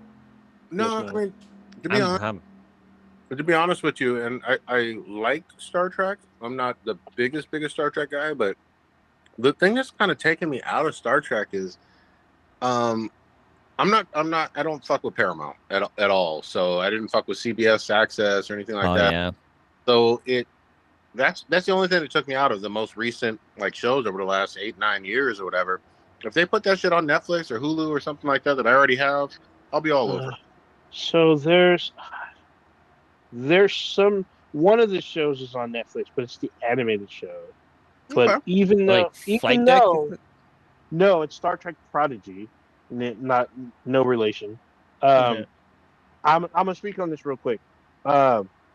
Season 2 was canceled by Paramount and didn't air, and somehow Netflix fucking bought the show or licensed the show, and then got them to release the second season. The second season was completed, 20 fucking episodes, fully rendered, fully finished, was not released. Netflix got them to release it. It's literally exclusively on Netflix right fucking now because apparently it's not on fucking Paramount Plus. Huh? Only like the first season, I believe, is only on Paramount Plus. Say season 2 is on fucking Netflix. And the thing about it is that Carlos and I talked about this, I think last year or the year before. Star Trek Prodigy had a weird issue with adults. You had adults arguing about a fucking kids show, and like the thing was, I think Paramount kind of took notice, and what they did is they had like an adult storyline along with the kids storyline to go on. The thing about most of the people that watched it is because they wanted to know what happened after Voyager, what happened to the crew, what happened during all this time. You didn't get that with Prodigy. You got it with like you focus on the kids. Season 2 still focuses on the kids, but they incorporate Star Trek Voyager kind of lore, so you know what happens. There are characters throughout the Star Trek universe that meet on the show that never met live action. That might piss off a few people.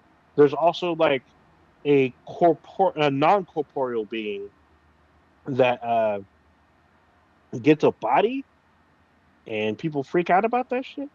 So they use they them kind of pronouns. I feel like I'm on here by myself, but I'm gonna keep it rolling. It's just very weird. I know a lot of people might freak out, especially parents. They may freak out about what the non-corporeal being is voiced by a British actress, and she has like a flirty kind of relationship with the Vulcan female. So I know some parents may freak out a little bit about that, but there's no sex or anything. It's just maybe a little weird because they use they them, but they don't have a fucking body. They're literally a wisp. If you've seen fucking any of these games, there's like a little wisp of fucking fire. It's like she's like a wisp of purple fire that has no It's- body. It's really weird. I don't know why that goddamn Star Trek went all woke and DEI. God damn it! 100%. So Can't they have all colored people on here? Why can't they just be green and purple like they used to be back in my day? yeah, it's very cool. Season 2 welcomes the Doctor. Robert Picardo returns. Robert Beltran returns with a bigger role. Kate Milber's in it. She has like a dual role in season 2. It's actually really well done. I think Paramount listened to the complaints and tried to calm the haters by giving them kind of what they want, even though it's still a fucking kid show. It literally says Nickelodeon Star Trek. Wait a minute. But Gotta be careful the way you say that. no, fucking. You said it. You said even though it's still a fucking kid show. It is a kid show. We're not It's arguing. on Nani? It's on Nickelodeon. Anyway, but if you're a fan of Star Trek Voyager, I feel like Star Trek Prodigy is kind of a good watch, especially if you're waiting for the final season of Star Trek Lower Decks. If you didn't finish Star Trek Strange New World or Picard season 2, if you finish all that, Discovery. for Star Trek, oh yeah, the season finale of Discovery. Forgot about that shit. Star Trek Prodigy weaves itself into the storyline, to the quote unquote prime storyline. They literally say they're part of the prime storyline because there's a huge fucking timeline fucking storyline in season 2. So I feel like Star Trek is trying to, I guess, kind of stay relevant with Star Wars because Star Wars got like a lot of fucking shows on Disney right now. Well, And no. So, all right, Blue. I understand where you're going, but Star Yeah. Trek has had multiple shows out for like a long time. I know that, yeah. But I think that like unless you're like a Trekkie, you probably don't pay attention to it. So yeah, I will say I will kind of back up Blue a little bit. Some of the complaints that people have said about this show is that it's too action adventure-y.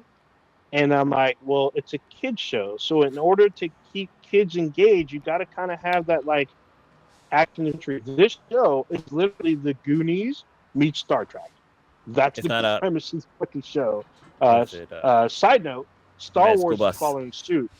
Star Wars will have their Goonies cross Star Wars later this year in the form of Skeleton Crew. Yeah, I mean, so I think that Star Wars. There's been some legit criticism with Star Wars kind of recently, but I think that like Acolyte was actually pretty good. Prodigy, you're doing the thing again. You're doing the thing. I know you like. It's like you do the thing with your leg, and I think you put your phone in your hand on your leg, and it looks like you're fucking the phone. It looks like you're fucking your moves. It moves up and down in a very particular motion because I think it's on your knee.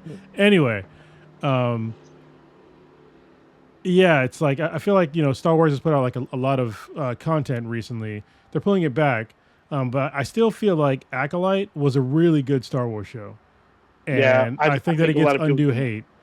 That's the most recent one, right? People didn't give it a chance. They didn't finish it, and it's like they did not finish it. It's literally some of the best lightsaber battles since like the Phantom Menace, and I'm not exaggerating.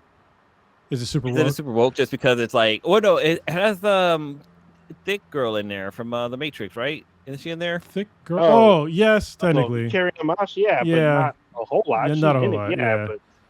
But the thing is, I mean, it might be woke because there's more women in the show, but and a Filipino guy. Many women. A Filipino guy who's he's kind of legit terrifying in the yeah. Wait, I thought he was Korean from the Squid Games. No, not different that guy. Different guy. There's another different guy. There's another guy. Yeah, the Korean guy. He's in it too. Yes. He is, as I've said it before. I feel like he's the co-lead in the show. Mm-hmm. He has a big fucking role in this fucking show. So he's great in the show.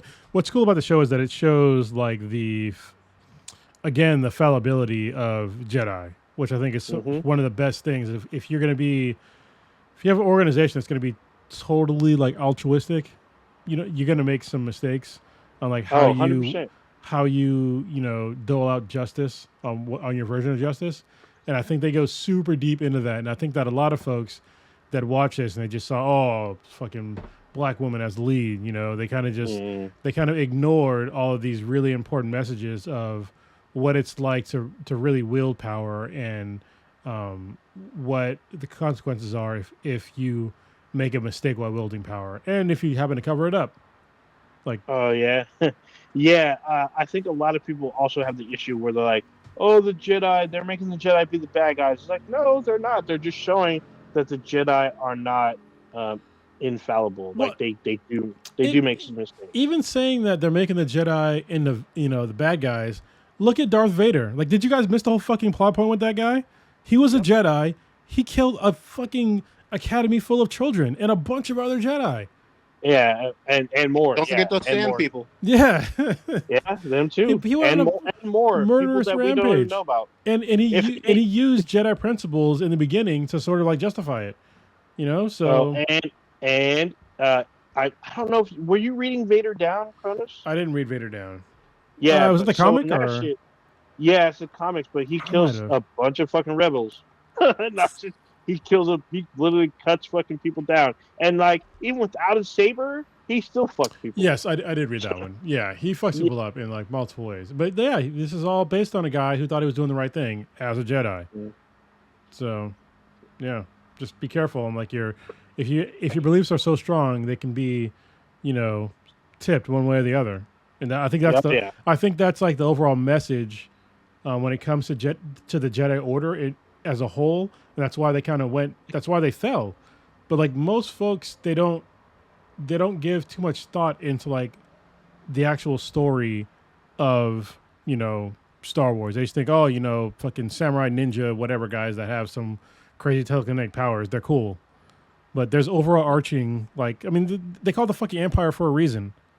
Yep. You know what I mean? They just totally Stormtroopers. yeah, this like the whole Nazism thing. Like if you look at like the last 3 movies from Star Wars, like they couldn't hammer home more of like how the Empire was like Nazism. And That was from jump, like yeah, since New Hope, really. it is, but I can understand how people can like not understand that from New Hope. But in like the latest 3, like they really hammer it home, like with like a lot of it, and people are still like, "Oh, I didn't know." Like, what the fuck? It's like pay fucking attention. I mean, like, I didn't learn this until fucking some movie that talked about how like Vader is like, was it like German for father, right?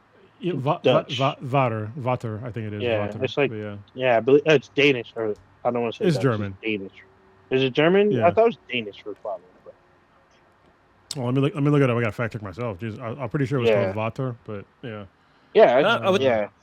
With the whole Star Wars lore, like, there's some, I can't remember, some actor had came out recently saying how George Lucas had mentioned like with the Jedi, like the whole balance in the Force thing is basically like the Jedis have to learn how to balance their light and dark side. Where like with the dark side, they're just pure fucking chaos. Like they're just rage and anger and just fucking shit up. Yeah, Keep things going. So I fact checked, and it is Vater, Vater.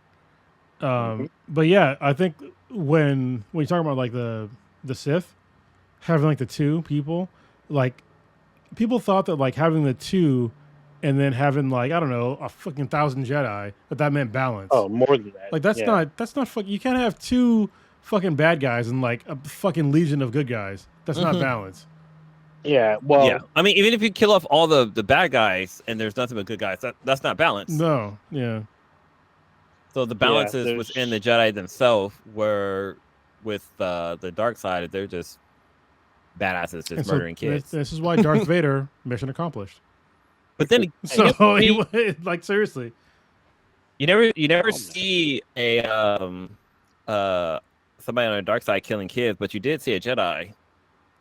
I mean, but he went to the dark side. It was off camera. he was the No, dark I side, mean, he pledged he No, definitely he killed them. was. No, he still the played- Jedi though. he pledged himself and was Yeah. anointed as a Darth, and then started killing kids. So He Oh, just okay, maybe used you're right. he just used his Jedi weapon. Hold He used the on. Jedi. Back up. He was His- killing them sand. He was killing them sand people prior to joining This the is true. dark Yes. side. Let's He be But did real. kill people, But men, women, and children. they did kill his mom, so I mean I can understand. I Yeah. have to say, like, one of the coolest things that I saw on Acolyte, which I mean, y'all, I know Prodigy probably isn't gonna watch it, but I need to watch it. is like there's a point in the show where you literally get to see somebody go to the dark side, and like that whole scene is fucking incredible. So, and again, I'm not hating per se. I just, if it's not on the level of what was my show? Andor. It is not Andor level. I'll Yeah. freely give Yeah. you that. And you guys have been very direct and honest with that. Like, if it's Andor level, I'm down. But I'll still, fuck with dude, it. it is It's really good, really Yeah, good. it's more. It's like pretty. As it has like a better story because it deals with the not better story than Andor. Yeah, you can't say It's better just a story. different- No. Yeah. It's just a different story because it gives us more lore about the Jedi and how they did things, like literally before Phantom Menace, like 100 years before Phantom Menace, and how there's actually a character that's kind of talked about throughout the lore that you see kind of creep up a little bit, and Yes. it's actually really cool to see finally in like live action, but still. But are there There's a lot She of Devil gray. Fruitas? I mean, there's thick Carrie Ann Moss. I mean, Yeah, Okay. she is sticking Well, there. my There's also- question is, will I need a towel? Because fucking Maybe. Ahsoka, that one, every episode of that had me just like, oh Yeah. my god. Ahsoka was. Yeah. I mean, that Oh was my really God. good too. Yeah, It was obviously, really good. y'all know why I love that show. But yeah. yeah, I don't want to condone you. I mean, just have one kind of close by, just in Yeah. case. Yeah, there you go. I'll say that. there's Well, their sister was really cool too. From what's that? Obi-Wan had the third sister because she was the She was fucking ninth cool. sister. Was it the ninth Ninth. sister? Oh, I thought Or she was just the third ninth? sister. Yeah. Yeah, She I had a few of them. She had some great lore to her. Don't get me wrong. Yeah. She was probably the best part of that show for me. I didn't like some of the like writing choices with her, but I was very interested in what they were going to do with her. Like, it was kind of a cool new character. So this is one thing I want to be very honest with you about Acolyte. There's some people that are going to die in Acolyte that you're going to be invested in, like kind of from the jump. And I'm just like, what the fuck, man? And I'm not going to give it away. But there is what was weird is seeing so Daphne Keene is actually in Acolyte, and what is weird is seeing I can't even say because they haven't watched the fucking movie. Oh yeah, she's. Well, in I mean, I know what you're talking. I know who you're mentioning and what they're in, but because Stitch kind of threw it in. Okay, Yeah, well, I fuck it. Prodigy, just watch both. You're of gonna y'all. watch it. Watch the movie. Yeah, I mean, all right, y'all. I can pick up on the hint. I know Okay. she, Daphne yeah, I know Keene. It's Deadpool. She's in Deadpool and Wolverine. Yeah. So, and it's weird. Acolyte came out this year, and she's in Acolyte, and she looks. She plays she's Weapon 23, right? Or X23. X23. Okay, yeah. I mean, if you watch the red carpet, she's been on the red carpet, so it's obvious that she's in the movie. So, Daphne Keene is also in Acolyte, and she seems like not preteen, but like early teenage years, and then you see her in Deadpool and Wolverine, and she's like a young woman. So it's very strange. She's like, I just watched Acolyte, and then she's like young, and then I see her in, Deadpool and Wolverine, and she's like a woman, and it's fucking weird. Like it's really weird to see like in the same year. So I don't know like the production lead up for How long was Acolyte. she in original Logan? She was in Logan, right? She was the young. Yeah, it's a girl in Logan. Yeah, she was like maybe fucking 10. Maybe she might have been anywhere between like 8 and 10. I think maybe? she might have been 13 at the time. I don't think she was 13. She was very small. She is very So- Well, she's 19. She's 19 now. And Logan came out in 2017, so 7 years ago. Oh, She shit. was 12. Yeah. Okay. Yeah. Yeah. Okay. Seems about right. The math Yeah. is mathing. Yeah. So to see, and then like when you watch her in Acolyte, she's probably like, she seemed like maybe 14. She's probably I feel 18. creepy even fucking saying that because it's like She's she just looked like 18. she looked like a girl. Yeah. Mm. Well, here's the thing that's fucked us all up, though, when it comes to actors and their ages. All we've done is grown up with fucking 30-year-old, sometimes 40-year-old people playing high school students Yeah. for all of our lives. So weird.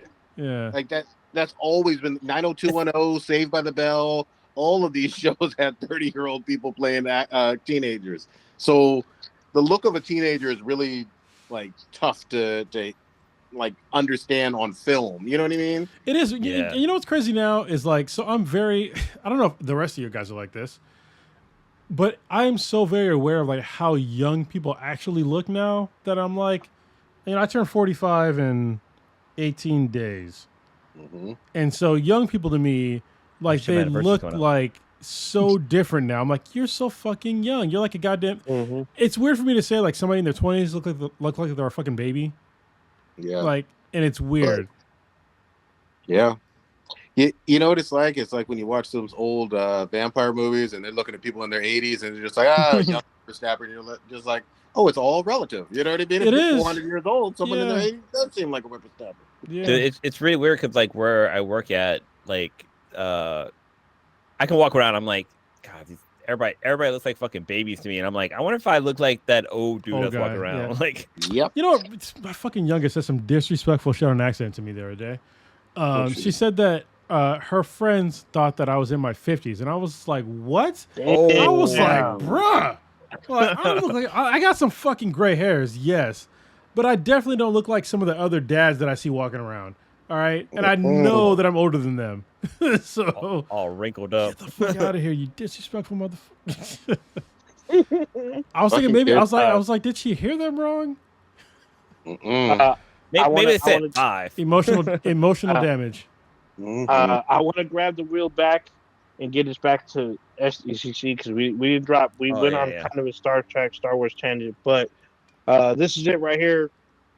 During the Marvel panel, they talked about Fantastic Four being called First Steps, and one of the biggest villains that is in the movie was revealed on who is playing this villain, Doctor Doom, and people got some thoughts. We saw the dude disguised as dude playing another dude that's the same dude that was the other dude playing this dude. Needs to be another dude. That used to be another dude. Who knows that guy? That was that dude. So this is a very strange time to be living in. All right. There's a couple of thoughts that I have immediately. One of them is that people that don't read comics don't understand how the fuck they're recasting or whatever Doom or Iron Man. I'm like, so first of all, in the comics, spoiler alert, there's a storyline where Iron Man is Doom. Mhm. So That is. there's that. Second That of all, was the first thing I googled. I was like, yeah. how can Iron Man be Doom? Yes. Oh, okay. There's a couple of comments. literally comic accurate if they want to go that Yeah. route. If they want to go that route, which is fine. Second of all, there was a huge backlash of people saying that Doom isn't white, Oh, and I was just like, I didn't see that. I've been seeing it. yeah. Yep. And I was It just like, it's literally trending What? today. yes, it's on trending. Twitter. What do they think that he is? Wait. Oh, hold on. He's Wait, Wakandan. hold on. Wait. Hold on. Back up. I understand that he's from a fictional country. I get that bullshit. He is from a fictional Eastern or Central European country. Eastern. Yeah. He is from a fictional European country. Can we stop the bullshit? It's not Wakanda. Mm-mm. You know what I mean? Wakanda was in Africa, Wakanda's so in Africa. It's not Atlantis. It's not where Shang-Chi got them written. some It's fucking a European country. What are we talking about? So this is the problem. Okay, this is where I have some thoughts. All right, because this is like I don't. First of all, there's already been a Doctor Doom in the Marvel universe. people seem to forget about this with the old Fantastic Four movies, where nobody brought this up. Nobody brought this up. Okay, so today they're like splitting. They're basically splitting fucking atoms. You're just causing an atomic bomb. All right, because if you go and look to where Latveria is supposed to be, it is in between Hungary, Romania, and Serbia. Yep. All right, which is Eastern European. And so what some folks are trying to like split hairs about is that, oh, well, they're Romani, which is the old term would be gypsy, which is a slur, as I understand today. It is. It is now. So yeah, depending on who you talk to. I'm just saying for the older people, so we used to call gypsies. Put people in the back. But they're called Romani. Okay. But I would say that most Romani people, if you came to America, they would be considered white. Because y'all they will get that pass. And in most of the world, you would still be considered white, because what would be considered white is your proximity to the Caucasus Mountains. That would make you Caucasian, which makes you white to the vast majority of the world. And to take some offense of saying that, oh, well, Dr. Doom isn't white. I mean, I've already laid out my argument. Yes, he is. So I don't see him as being anything other than white. It's not to take anything away from Dr. Doom or the mythical Latveria that doesn't actually fucking exist. But if you go and look in the comics, if you look at people in Latveria, none of them have anything other than pale skin. Like, what the fuck are we talking about here? So, also, adding an addendum, we haven't put it out plainly. I'm going to put it out plainly. Robert Downey Jr. as Doom, this man was nominated for an Academy Award for playing a fictional black man. Yeah. So, honestly, and he deserved it, to be honest. He did great. I mean, don't get me wrong. He was. I had no problems with him being killed it.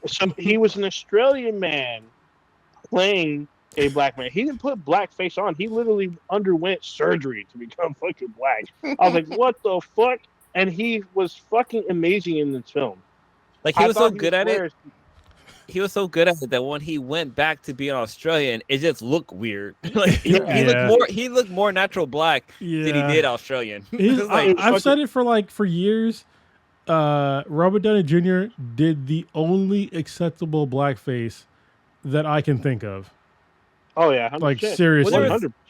There was also that movie. Was it Loverboy? No, it wasn't Loverboy. Don't say Soul Brother or whatever. It was it might have been Soul Brother, because it was a war where the white kid went to HBCU and he like painted himself black. That's cool. That's what C. Thomas Howell and Ray Don Chong. Yes, he does. So that one, he colors his skin. He doesn't go surgery. Yeah, let's RDJ, he went through surgery in the film. Well, it's pretend, but it was his acting that did it. Like his mannerisms, like they were just. Yes, was it probably kind of racist? Also, yes, I'll give you that. But was it good? Yes, like he was so spot on.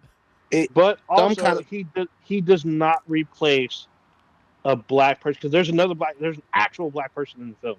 Yeah, that is on his ass about being this character. Isn't it the entire time? Who's the other black guy? I forget what his name is. I feel like his name is Brandon. He had that one song with like Booty Juice or something like that. Yeah, Booty Sweat. Booty Sweat. Yeah, Booty Sweat. Yeah. That was his energy drink. So when I went to go watch the movie, it was hilarious. So I sat down to go watch this movie. It might have been, it doesn't matter what the fuck I was. But I sat down and watched the movie, and like that Booty Sweat thing came on, and there was like a white couple, older couple, that just walked out. They fucking immediately. And I was like, this is hilarious. I'm all in. You know what's funny about Tropical Thunder?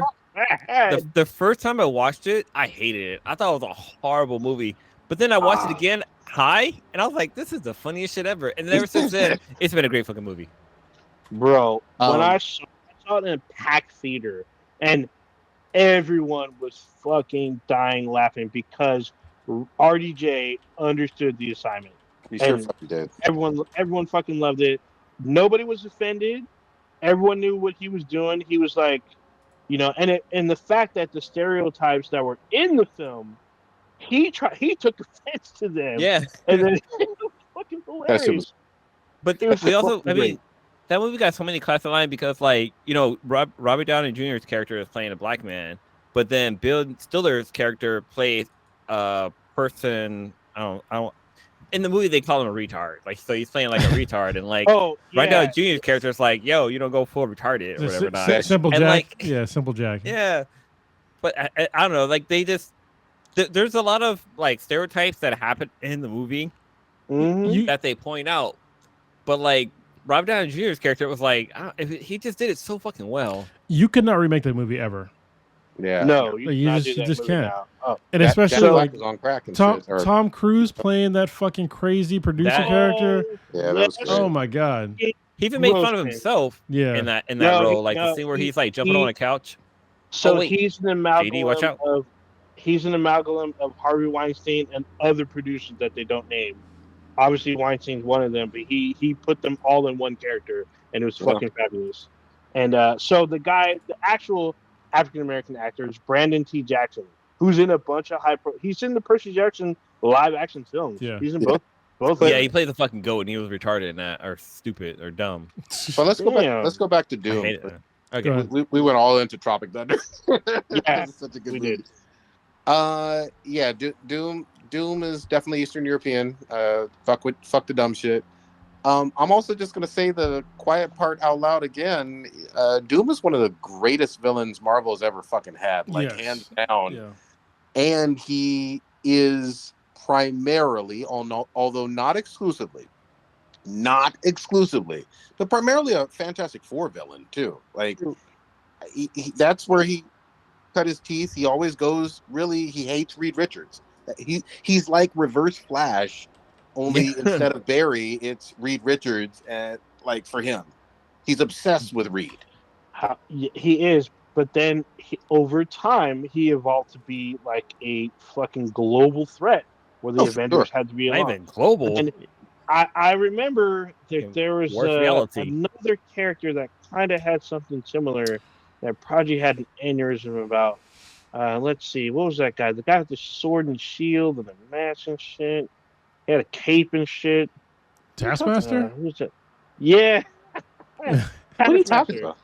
Taskmaster started out as an Avengers villain. He's not. Oh, yeah. in, like, yeah, but you're all bent out of shape. Like he started out as an Avengers villain, and he became, I guess, fucking Black Widow's kind of like not nemesis, but just like a obstacle. But the thing was, every time I see Taskmaster, he's always a villain that gets his ass beat. Like he's like Wait, a fucking speed bump. Isn't Doom like gonna be an Avenger movie? Isn't it like Avengers, like Yeah. Saga Yes. of Doom or something like that? No, it's Doomsday, Avengers Doomsday. Replacing Oh wait, so we're ripping off from DC? No, not No. Doomsday the character, but Doomsday the Reign. It's like the Reign of Apocalypse type shit. Yeah. So I think that Well, when we talk about rogues galleries, I obviously most people realize this, that Batman has probably like the number one rogues gallery. Usually people say that the Flash is probably number two or somewhere close to that. Spidey is up wait. there. But yeah, Hey, Spidey's up in there I think too. people- But I I think would say Spider. Fantastic Four is up there as well. And I For think sure. that most folks kind of forget about this. Like he's got the scrolls, he's got They have the scrolls, Doctor Doom, Namor, Hey, what's fucking- this woke shit? yeah, Oh, sorry. the Super Scroll, Molecule Man, which should come into play in the next phase of the MCU because they've announced, Doom coming in, and then also we know that Secret Wars is coming up. Yeah, So- and Don't forget- they're a year apart. Well, Yeah. hold on, One hold year on. apart. Don't forget Galactus, Fin Fang Foom. Yeah, I wasn't Mole done. Man, Fucking Claw. Silver Surfer. Yeah, there's a whole Annihilus, which is another fucking universe Yeah, it's a universe. level of fucking event. There's a bunch that are on here. Terminus. There's so many that I think people kind of overlook Fantastic Four because they haven't made a good movie. That's a terrible thing to say, that they haven't made a it good is. movie. But if you're a comic fan, you know that the Fantastic Four has always had a fantastic rogues gallery, and their heroes are top notch and even their kids, what Richard reads is going to be a huge deal in the MCU if they decide to go that route. So Yeah. They're the first family for a reason. yeah, It's not that I have per se an issue with Doom because he is a global threat. He's a cosmic threat in a lot of ways. Possibly, yeah, eventually. Recently. Being in an Avengers movie, I just want to. I hope they make sure that Doctor Doom, with whatever permutation or multiverse, whatever shenanigans they do, he still hates fucking Reed Richards. Like if he doesn't hate Reed Richards, that's not Doctor Doom. Yeah, I'm pretty sure that's going to be the focus. I mean, it's going to be RDJ versus Daddy Pedro, of course. I see that. Like, you're going to see that kind of tension, and I think I'm here for that. We're also going to get. It's weird to me to have Secret Wars right after Doomsday. I figured Doom would be like a dual movie thing, but and also I figured that Secret Wars should have been a lead up event of like multiple movies because there's things that I want to see before that.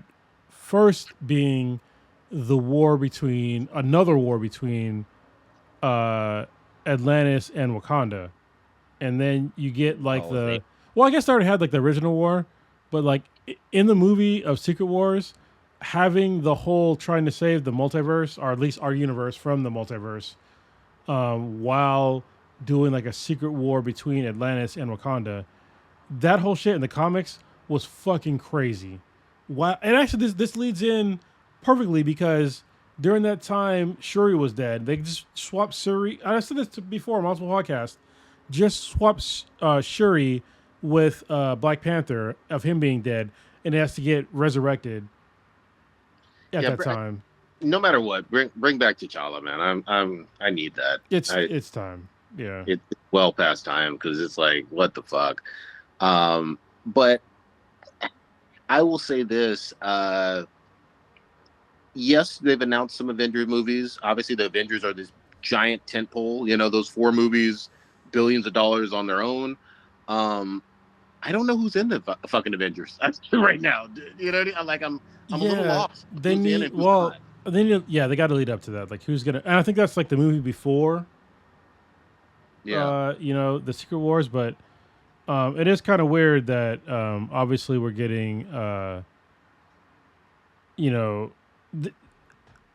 Disney has decided to, I guess rightfully so, to make less Marvel movies, which is fine because they're kind of stacking the shit and they were not getting the results they wanted. So if they slow down their flow with the movies, that's fine. But they're still, if you want to do Secret Wars right, there has to be kind of a lead up to that. Like certain shit to me has to happen before that event happens. So I guess we'll see. Yeah. Don't they need to make like the Illuminati too? Because don't we need to see like that? Yes. Get to Secret War. We've kind of seen the Illuminati. No. I mean, we saw them in we saw them in Doctor Strange. Doctor Strange. Well, in another universe, I guess. Yeah. Multiverse shenanigans going on. Yeah. It was, but still, we still got to see a bit of the Illuminati. So, and before we even get into this shit, we're literally getting Captain America with Red Hulk. We talked about this last week. Oh, yeah, we got that was the first one. Or Falcon. Yeah, well, there's a new Falcon. So the new Falcon was featured in Falcon and the Winter Soldier, the Hispanic guy. The new Falcon. Falcon. So there's a Falcon. He's in Falcon and the Winter Soldier. So the end comic of the or show, movie? The show, and in the comic as well. Okay. The comic. It's an Hispanic male. In the show, they honor that by he gives him his Falcon suit. He's featured in the trailer for Brave New World. So they're back together again. So we will see a Captain America and a Falcon in this upcoming movie. Yeah. I kind of jump back to the Robert Downey Jr. being Doom. It's kind of cool for him to play like a villain, just because he kind of kickstarted like the whole MCU with like Iron Man and Iron Man 2, and to see him go on the other side where he's like going to bring everything fucking down would be kind of cool. I mean, if they done it right with him being like the big bad at the end, That'd have been fucking kind of cool. But then again, it's like, I don't know. I just think it's kind of cool for him to be a villain all of a sudden. Because if we look at the history of Marvel, like there's been a lot of people who've gone from like everybody has played the the Human Torch. Like we got Michael B. Jordan. Right. We had You really need to watch Deadpool. oh, shit. Well, yeah, I'm pretty Oh sure. my god, this is yeah. But I to almost see saw that somebody shit go twice. from like an important role to a Fantastic Four role, I mean, it's kind of interesting to see it go that way. Hey, real quick, this is a non sequitur. You guys trust Domino, right? Of course. Yes. Okay. Sorry, Yeah. I'm tired of She pressing the posted, like- button. No. It's just like Oh, she keeps dropping F bombs. yeah, which I'm tired of like hitting the okay. So I'm gonna make her a moderator. So there you go, Domino. Curse all you Oh, shit. fucking want. You're now my elite employee. Let's see. I can block. Actually, I'll give you the big one. There you go. So now there you can say whatever you want in the podcast or in the chat. There you go. There you go. Yeah, we will have to I mean, long story short, we'll have to fucking see. I will say this for the MCU universe itself, in that world for both civilians, superheroes, and villains, there's nobody more famous than Tony Stark and his face. So I'm sure there's going to have to be some multiverse things going on because Oh yeah. Yeah, you know so what I mean. hold on. We already know. Well, I would say we should already know because it has been stated during the Fantastic Four segment that takes place in the 60s. Yeah. Excuse me. So when we meet Doctor Doom, they'll be in the 60s. They'll be in the past. And this is my prediction. This is just me going off the cuff, shooting from the hip. What I imagine what they'll do is that when Doctor Doom and the Fantastic Four are kind of battling, we'll get Galactus involved. Galactus will end up eating Earth, and Reed will end up saving who he can into the actual main MCU, which will bring him, and Doom will somehow find his way in, but he'll probably bring some mutants with him, which will give us like a version of the X-Men, like the ones that survive. So. Okay. I think it's very plausible. I'm here for it. I'm very much glad to. I like the casting that they have for Fantastic Four and whatnot. It seems good. I want them to finally have a really good movie. What? Go ahead. With a whole bunch of Four flops. with some cosmic stuff and some really good villains, and I think that you can have that be a tentpole, kind of like how you had Avengers and Guardians really as like the two big teams, you know what I mean, before Endgame and Infinity War or whatever. But we'll see. It's kind of interesting with like I was thinking about this earlier with a lot of the Marvel villains.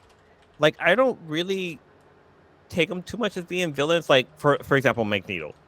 Like yeah, he wants to like humanity is fucking scum, but it's more like because they treat mutants horribly. Like they're really bad. And like Doctor Doom, like, he's just just trying to protect his own fucking land, basically, when it comes down to it. I'm gonna give a little caveat. Even though he is about his people, Doctor Doom is kind of a eugenics like supporter. Like he kind of believes in like that kind of superior race kind of thing. Yeah, like like white supremacy, like white people shit. Yeah, that's weird, right? Or like, but he's definitely not white. Let me retract my statement though. So, and he is about like literally centering the entire planet around Latveria, becoming like basically a superpowered magical dictator. Two quick things on Doom. Number one, he is a master of dark magic. So I don't know if you can do it with Doctor Strange as well. Wait, so is he dark or is he white? You're confusing yourself, probably. Yeah, he is definitely a white man doing some dark magic. And then secondly, going back to our Star Wars point, he is the spiritual inspiration for Darth Vader in a whole lot of fucking ways. And George Lucas has talked about that. Oh shit! I I see it now. Holy shit! I'm not. I've never been a fucking Fantastic Four fan. I tried to watch it when I was a kid, or not a kid, but when I was like probably like You was 150 never a years old. kid. Yeah, I tried watching some of the fucking animated shit. It just wasn't Benjamin jiving. Button. I tried watching some of their other shit. I've seen the movies, which were okay at best, except for the Josh Trank one. That one was trash because that was like it made them covert operatives. It was just fucking weird. I was like, what the fuck? So, but like they just never jive with me. I didn't give a shit about their comics. I was more about it. I was more about DC back then. Well, let's be clear though. That this is a weird thing with like I want to say the past probably 20 years, maybe a little bit less.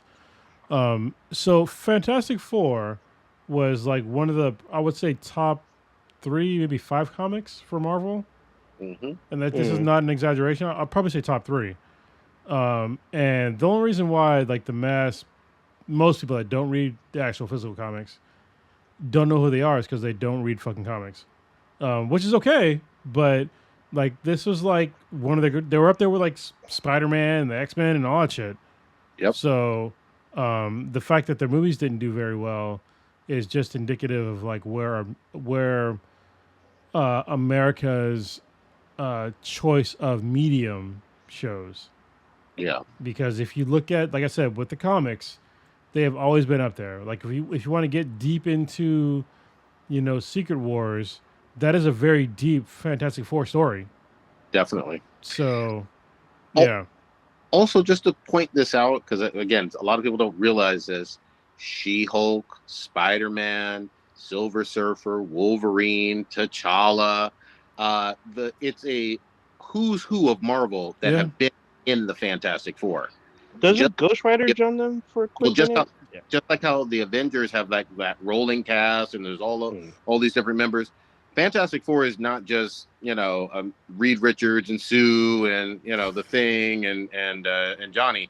No, it's been a whole bunch of fucking people, like not almost every, but a whole bunch of heroes. Name A-list fucking heroes in Marvel have been in the Fantastic Four.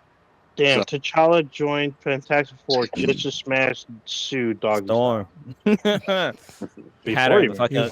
was hitting that invisible pussy. Yeah, he was. He hit it from the back too. T'Challa had her in the fucking the waters of Lake Titicaca. Yeah. Yeah. Oh, hey, one quick thing about RDJ though, and I hope I am wrong on this. Typically, when you're a giant movie star and whatnot, you tend to, with superhero movies, not wear the mask like 99% of the time. Not always. You mean like in Halo?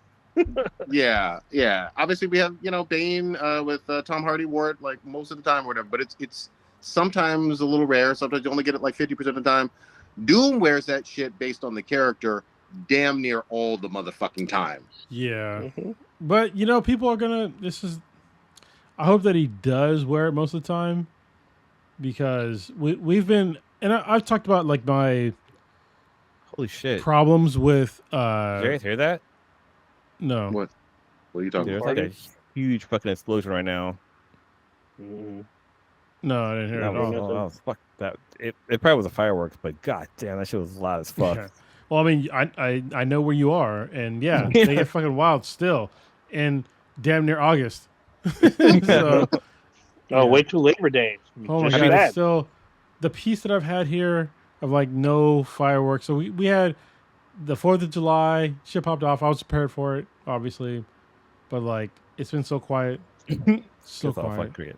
And I live next to a freeway, but it's all right. Anyway, I was talking about the wearing masks. Went off track. Yeah, with like wearing a mask. Oh, this is the reason why I liked watching animated movies more. Because they stayed like, look at like the Miles Morales, the Spider-Verse movies. Like he puts it on, yeah, he takes it off, but it seemed way more like comic accurate. Yeah. Than other movies in the MCU.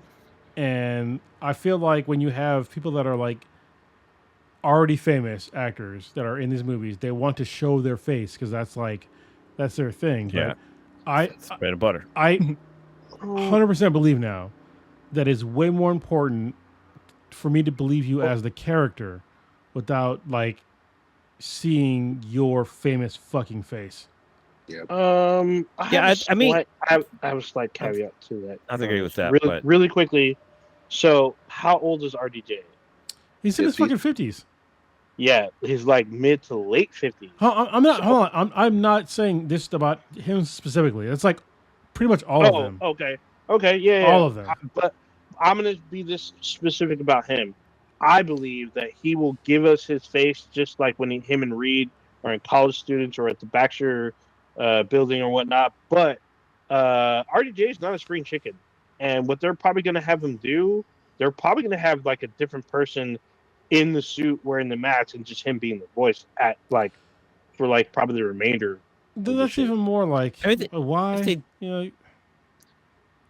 I mean, look at. I mean, kind of rewind and tape like on Deadpool. I mean, because we get a lot of Deadpool in the movies, and he's wearing a mask the whole time, and like And it's- obviously yeah. the face and stuff is like Yes. animated, but it just works because it's a lot more comic accurate. But like with the Batman movies, like with Christian Bale's Batman, like yeah, he's wearing the mask and stuff like that, but like kind of we still kind of know that it's him. It's just some. I mean, I understand what Cronus means. Like having a big celebrity behind a character kind of takes away from that character. But if the role is done correctly, it just kind of works out. It's got to be really well done. Like what's his name? The guy who plays Superman, Calvin. not Henry Calvin. Yeah, like he did a really good Superman, but he wasn't that. I mean, not like an A-list celebrity at the time when he did Superman. Well, yeah, but I mean, to me, like I'll keep going back to like my favorite Marvel movies are Into the Spider-Verse, and it's because I could separate. Like I didn't know who the voice actors were because I could just I saw Miles as Miles. I didn't see Miles as like some actor. You know what I mean? Like I saw him as him. And that's the way I prefer it. Yes, I still enjoy. I just gushed about fucking, well, sort of the Deadpool movie, which to me is one of the best like MC movies. It's really really fucking good, and they're with very well established actors. Even though we just talked about how Deadpool covers his face up for the most of the movie, but I still know Ryan Reynolds' voice. Yep. So. But I didn't know Miles Morales' voice before the movie, and like most of the voices in the movie, and it was still very enjoyable. And I said it like probably like 200 podcasts ago, like back when the first Miles Morales Spider-Man movie in the Spider-Verse came out, that I prefer the animated movies on that production level. Because I'm not seeing the actors as them, of like seeing that's Robert Downey Jr. playing Iron Man, or that's like whatever Chris Hemsworth playing fucking Thor or whatever. I'm just like I'm looking at the movie and it's like that's fucking Miles Morales. Oh, that's that's Peter Parker. But kind of piggybacking on that, like Domino in the chat mentioned Superman, and like Christopher Reed when he donned the cape of being Superman. Like he wasn't well known at all. Like he was just some guy who did who came out of like Broadway and from Cambridge, or I can't remember which college he went to, but like he was like a no name, but he fucking killed the role just because nobody knew who he was. But that's how it is with like other characters. Like if that person doesn't have like for example, this is probably a really good example. And Suicide Squad, Will Smith playing Deadshot. Was he playing Deadshot or was the other guy? Deadshot, yeah. Deadshot. Like, just because Will Smith was that character, I didn't see Deadshot at all. It was Will fucking Smith. True. Like, I couldn't see any other character playing that role. But like Margot Robbie, she did a really good Harley Quinn because she wasn't like super A-list level celebrity at the time. So I think that's just kind of how it works. Like if a celebrity is A-list, they shouldn't play like a superhero movie. If they're like B, C, they might be able to pull it off. I mean, Ryan Reynolds is in that level. Like he's not super A-list, but he's like No, Ryan Reynolds a notable definitely character. is. I would say But Ryan Reynolds definitely. It's if like Samuel Jackson being in Star Wars.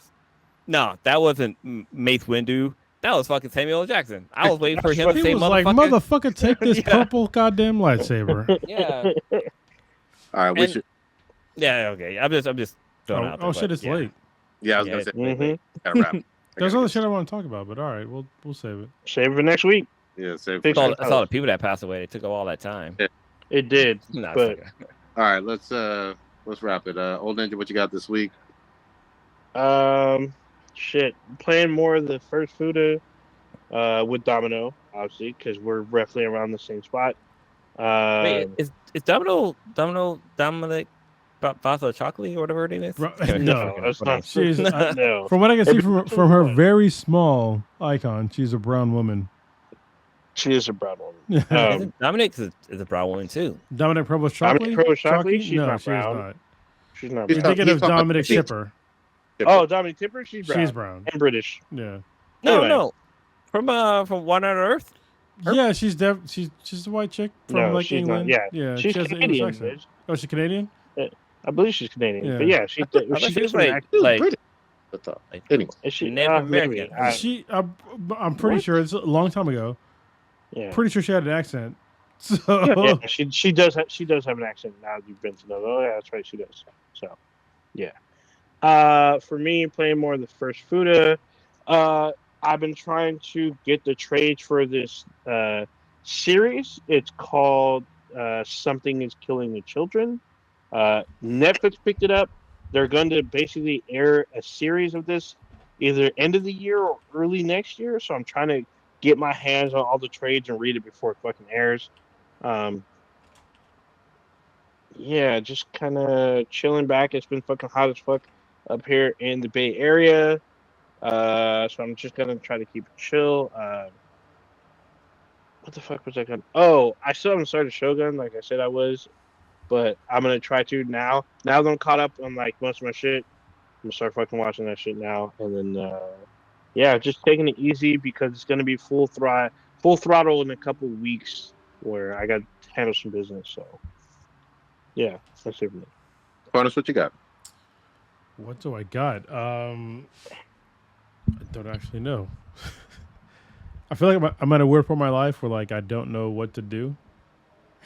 So I'm living my life day by day. I'm fucking YOLO. So Look. Quarter mile at a time, like Vin. Yeah. yeah. How do I put it not depressingly? I have my daughter here tonight, and I'm very happy about that. Like when she's here, so Wednesdays, this is like the peak of like my week. Nice. Oh. So this is when my daughter's with me, and I have her for at least 2-3 days, Mhm. and it's fucking great. And then it gets weird on like Sunday through like Tuesday because I'm just chilling at home alone. I'm just like, what the fuck do I do? So Yeah. navigating through that shit. But it's it'll be all right. I'm gonna channel my inner Kendrick Lamar. It's gonna be all right. So, Pop out and show naysayers. yeah. Also, I'm not a fan of online dating, even though I haven't I have like a pinky toe in, Mhm. but like not really because it's fucking weird. Yeah, It the is mushroom weird. in there. It is so weird. No mushroom tipping. Yeah, and also like, can I just? I'm gonna go on like a small, tiny fucking tangent. Right. Get on your soapbox. Just like if you're online dating, and I realize that I do this to myself, but also stop fucking telling on yourself with online dating, with like stupid, meaningless, racist bullshit. Of like, if you put anyone in your online profile that don't message me if anything in your profile is in Spanish. Wow. Oh, Like, and this is wow. like legit that I've seen. I'm like, I don't give a fuck how hot you look. You're instant fucking no. Yeah. Like instant. Like I'm not. There's no fucking. I have no tolerance for any of that kind of bullshit in my life. And yeah, I don't know your lived experience or whatever, but when it comes to like racism, I don't give a fuck. Like you can go fuck yourself. And this is what's the. I had a Fucking couch. conversation with my sister who's in her 50s now, and trying to explain to her like how difficult it is to like try and date when you're in your 40s, because the last time she dated, she was in her early 30s, which is the same for me. I was in my early 30s last time I tried to date, even though I wasn't really dating, but it doesn't matter. But it's different now. Like, just imagine if you're in your 40s listening to this podcast, what is the last new friend you've made in your life that you've hung out with? Yeah. Oh, Not a I coworker. know. Yeah. Not a coworker? Yeah. Yeah. For me, it's 3 years ago. And 3? And her whole fucking family. The when's the last came time I hung along out? with it. Last time I hung out, it's been a minute, but we Okay, talk so quite often. imagine that, but magnify it by like, I don't know, a fucking 1,000 because you're trying to find like your person. Yeah. You know what I mean? Not so like easy. it's not easy. So like for somebody to Oh, like yeah, no. if you're out there and you're with a person or whatever and you're thinking like, oh, it's not that hard, like it is, because it's way different now. Sorry, I sound like a fucking whiny bitch, but like I'm trying to be sort of picky, but also like I'm not a guy I'm looking for like a long-term relationship and that only. I'm not looking for hookups, nothing casual, nothing like that. And once you're over like a certain age, like your pool of people is like, it's fucking thin. Yeah. So, them's the breaks. You know what's fucking weird? I was at the library today, and there's a book on. I don't know if it was dating. I just happened to walk across this book. The title of the book was "All the Good Men Are Taken." Yeah, I Good mean, man. Title. It was very weird. well, It looked like one of those like Toni Morrison books, but it wasn't. She didn't write it. no, But I totally understand. This is like the what's weird, like in the situation that I'm in is like I see like people, because I'm on Facebook dating or whatever, but like if you, I'm just gonna fucking say it. Look, if you look older than me, like I'm just sorry, Mhm. and I don't want to be a dick, but like Yeah, especially for like I've seen people that are like literally way younger than me that look older than me, and I have no how do I put it? I'm very honest with myself. All right, I know I don't look like I'm a fucking young ass guy. I have fucking gray hairs. Like I get that, but like the rest of my face, I'm not fucking a train wreck. You know what I mean? So My sister-in-law is single. your sister-in-law is single. Yeah, she's a year younger than my wife. Wait, so you're talking you're- about really? Sweetness is she's single. I thought she was married. No, only person married is the Sweetness. She's married to me, so you can't have her. Well, this dude. you talk. Hold on. Saying. Her last name starts with a J. Or sorry, first name starts with a J, right? Yeah. I thought she was. She at the time of our wedding, she was dating somebody, but nah, she's single. You've been married for a minute. Yeah. All right, You all right. wow, we're about an anniversary, 7 years. Good lord. Maybe we'll talk and we'll fuck up our.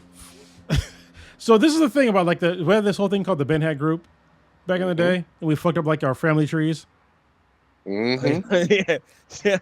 This would like fuck it up even more, but I guess we'll talk. So Roll them dice. yeah, because I know exactly what you're talking about, Yeah. but she's also very far from me. So yeah. That's true. Anyway, Okay. that's all. That was fucking weird. I got no No, weird no. tangent. And we just talk about weird people. I'm gonna end it. Blue, what you got? Oh man, there's so much shit fuck happened in my life right now. I don't even know what to start. I wish I was gonna say. So we're thinking about moving, not to send. Oh, shit. yes, not yes, San Diego. Bro, Nah. please, can you? Like, I please? wish maybe. I would. What do you mean? No, so Like, we're moving across the bay. Maybe. Does it bay across the Across bay the to the San bay? Diego Bay? Yeah, no. Because there's a bay down here too. We're gonna move across up to the peninsula. I mean, we're still trying to work it out, but like we're gonna rent our place, the house that we live in now, so where the blue base is. My wall's blue back there, but yeah, we're trying to figure that stuff out. But like, I don't know, just like the place we live in is real cool. Like the house we live in is nice. I mean, it's not perfect, but it's nice. But it's definitely not a forever home. And we're not gonna move to. We're not buying another house because houses in the Bay Area are fucking expensive. Like, goddamn. You can also move to But like San Diego County. I'm just saying. Hey, hold on. What's the temperature right now in Hayward? Right now, I think today was like 78 degrees. Oh, okay. no, it wasn't. You lied. Lying You had motherfucker. been higher. So it was 90 No. in fucking Fremont. It was In 90 Hayward? today. At least that's what Alexa told me. It was 78. How did you She lied feel, to you? how did you feel today? Well, I don't. Did I you don't- feel hot? That's the thing. I don't work and live in Hayward. I work over in the Oh, peninsula. if you're- So yeah, if you're Peninsula, yeah, you're by. yeah, you're I closer work to over in water. Burlingame. I work over in Burlingame. So I know it where was a you lot were. cooler over there. I don't think That's that. Hold cooler. on. You're I literally will ask. on the water. So Prodigy lives a little further east than I do, but I don't think it's reached over 90 degrees yet. For me, Dude, we've hit a. we hit 90. There's a week where we were like We 90 came close to plus. 100. Yeah. Yeah. We even get a little morning fog and overcast. yes. Yeah, yes, we do. get that Well, too. 'Cause- yeah, this- but well, still. This morning it rained here, so we got actual rain, which is like, what the fuck? Like, isn't it summertime? I But then haven't again, had- I don't fucking care. I love rain. So anyway, so yeah, we're like figuring out moving and stuff like that, and like rent out our place and like working with property managers and stuff of that nature. And like this weekend, I gotta go to like a garage and just get rid of like a lot of my shit because I lived on my own for like the longest fucking Didn't time before the Sweetness and I got together. So I got like the garage. Most of the garage is just my stuff. So I got to go through and get rid of like a lot of shit. Like I got a DVD rack in the garage. It's like I still have DVDs, but they're up in the attic. Hold on. They're I am fucking- sorry. I need to read something out of the fucking chat What you got? because this shit is hilarious. I gotta make sure I'm reading it right. So this is from Warrior Fellow. Warrior Fellow, I'm sorry. I'm gonna read this verbatim of what you just said. He fine. said, "Domino, I knew a charming older woman, but we didn't rock. What we didn't. Hold on. Oh, stop laughing. We didn't rock one another's worlds because she would have died." Well, Bruh. goddamn. Bruh. What the fuck? I love it. Like, it, like, okay, so obviously, Warrior Fellow's sexual energy might fucking kill you. I'm just saying. All right, anyway, Blue, or, yeah, keep going. To the What if window. what if so his name is Warrior Fella, but what if the F doesn't complete fella? Maybe it's Warrior F Ella. Well, we've had Ella on the podcast. She's very cool, by Yeah. the way. Yep. Mhm.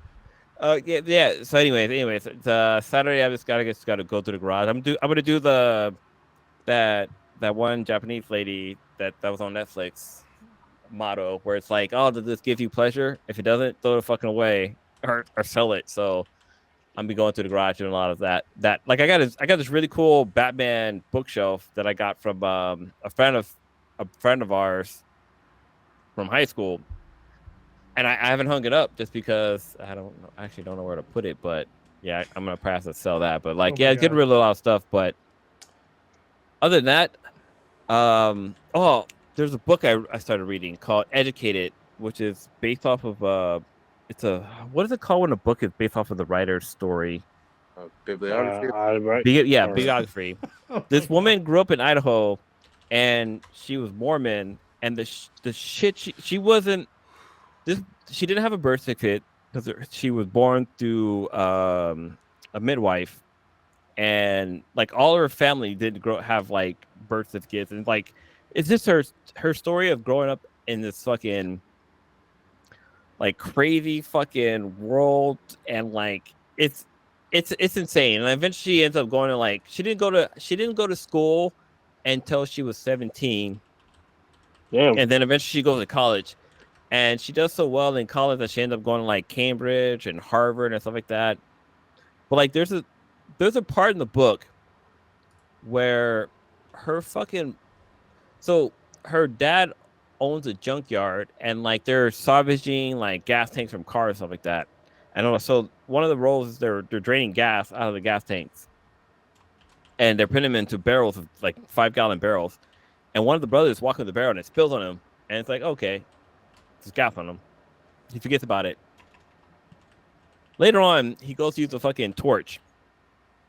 And he's like cutting something and it falls, sets his fucking leg on fire. They don't take him to the fucking hospital. No. Mom's got some fucking magical ointment in the house. They just put that on his leg and he'll be fucking fine. Like, this is the crazy shit that the story goes off of. But like, it's really good. It's like it's a New York bestseller, but it's called Educated by I can't think of the author's name, but it is like a roller coaster ride of like, how are these people still fucking alive? Because there's so much. They get into 2 fucking fatal car accidents that like everybody in the car should have fucking died, but they don't. They somehow live, and they blame it on God. Like God's the reason why they still fucking live, and it's ridiculous. So you have a chance, check out Educated by. Let me see if I can find a name. It's I can't think of. I gotta look at the author, but yeah, definitely check it out. I don't want to waste any more time. I know probably you got some shit to throw in here. He's but trying to get some sleep, bro, because he's fucking old. yeah, I mean, I'm trying to get some sleep too. Hard as fuck. I'm laughing at the chat. The chat has been That is wild. fucking wild as shit for the past couple of minutes. The author of the book is called Tara Westover. Okay. Cool. What is Warrior Fellow talking about now, Mr. Sex Addict? Warrior Fellow was talking about fucking older chicks, and King Arthur was talking about how Warrior Fellow is a sexual tyrannosaurus. And I mentioned that, yeah, he's a total Salvador because that's from Borderlands, which is, remember that, Prodigy? Oh, yeah. Yeah.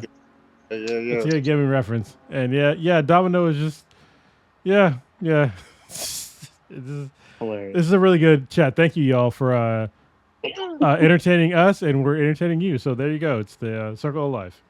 Love it. I'm definitely going to start trying to play some. I'll get on a little First Food and mix it up between that and my motherfucking Baldur's Gate. Other than that, goddamn, this chat is. I gotta look at this. Y'all gotta. I'm sorry. You Use your fucking computer, bro. You need to get a computer. Yeah.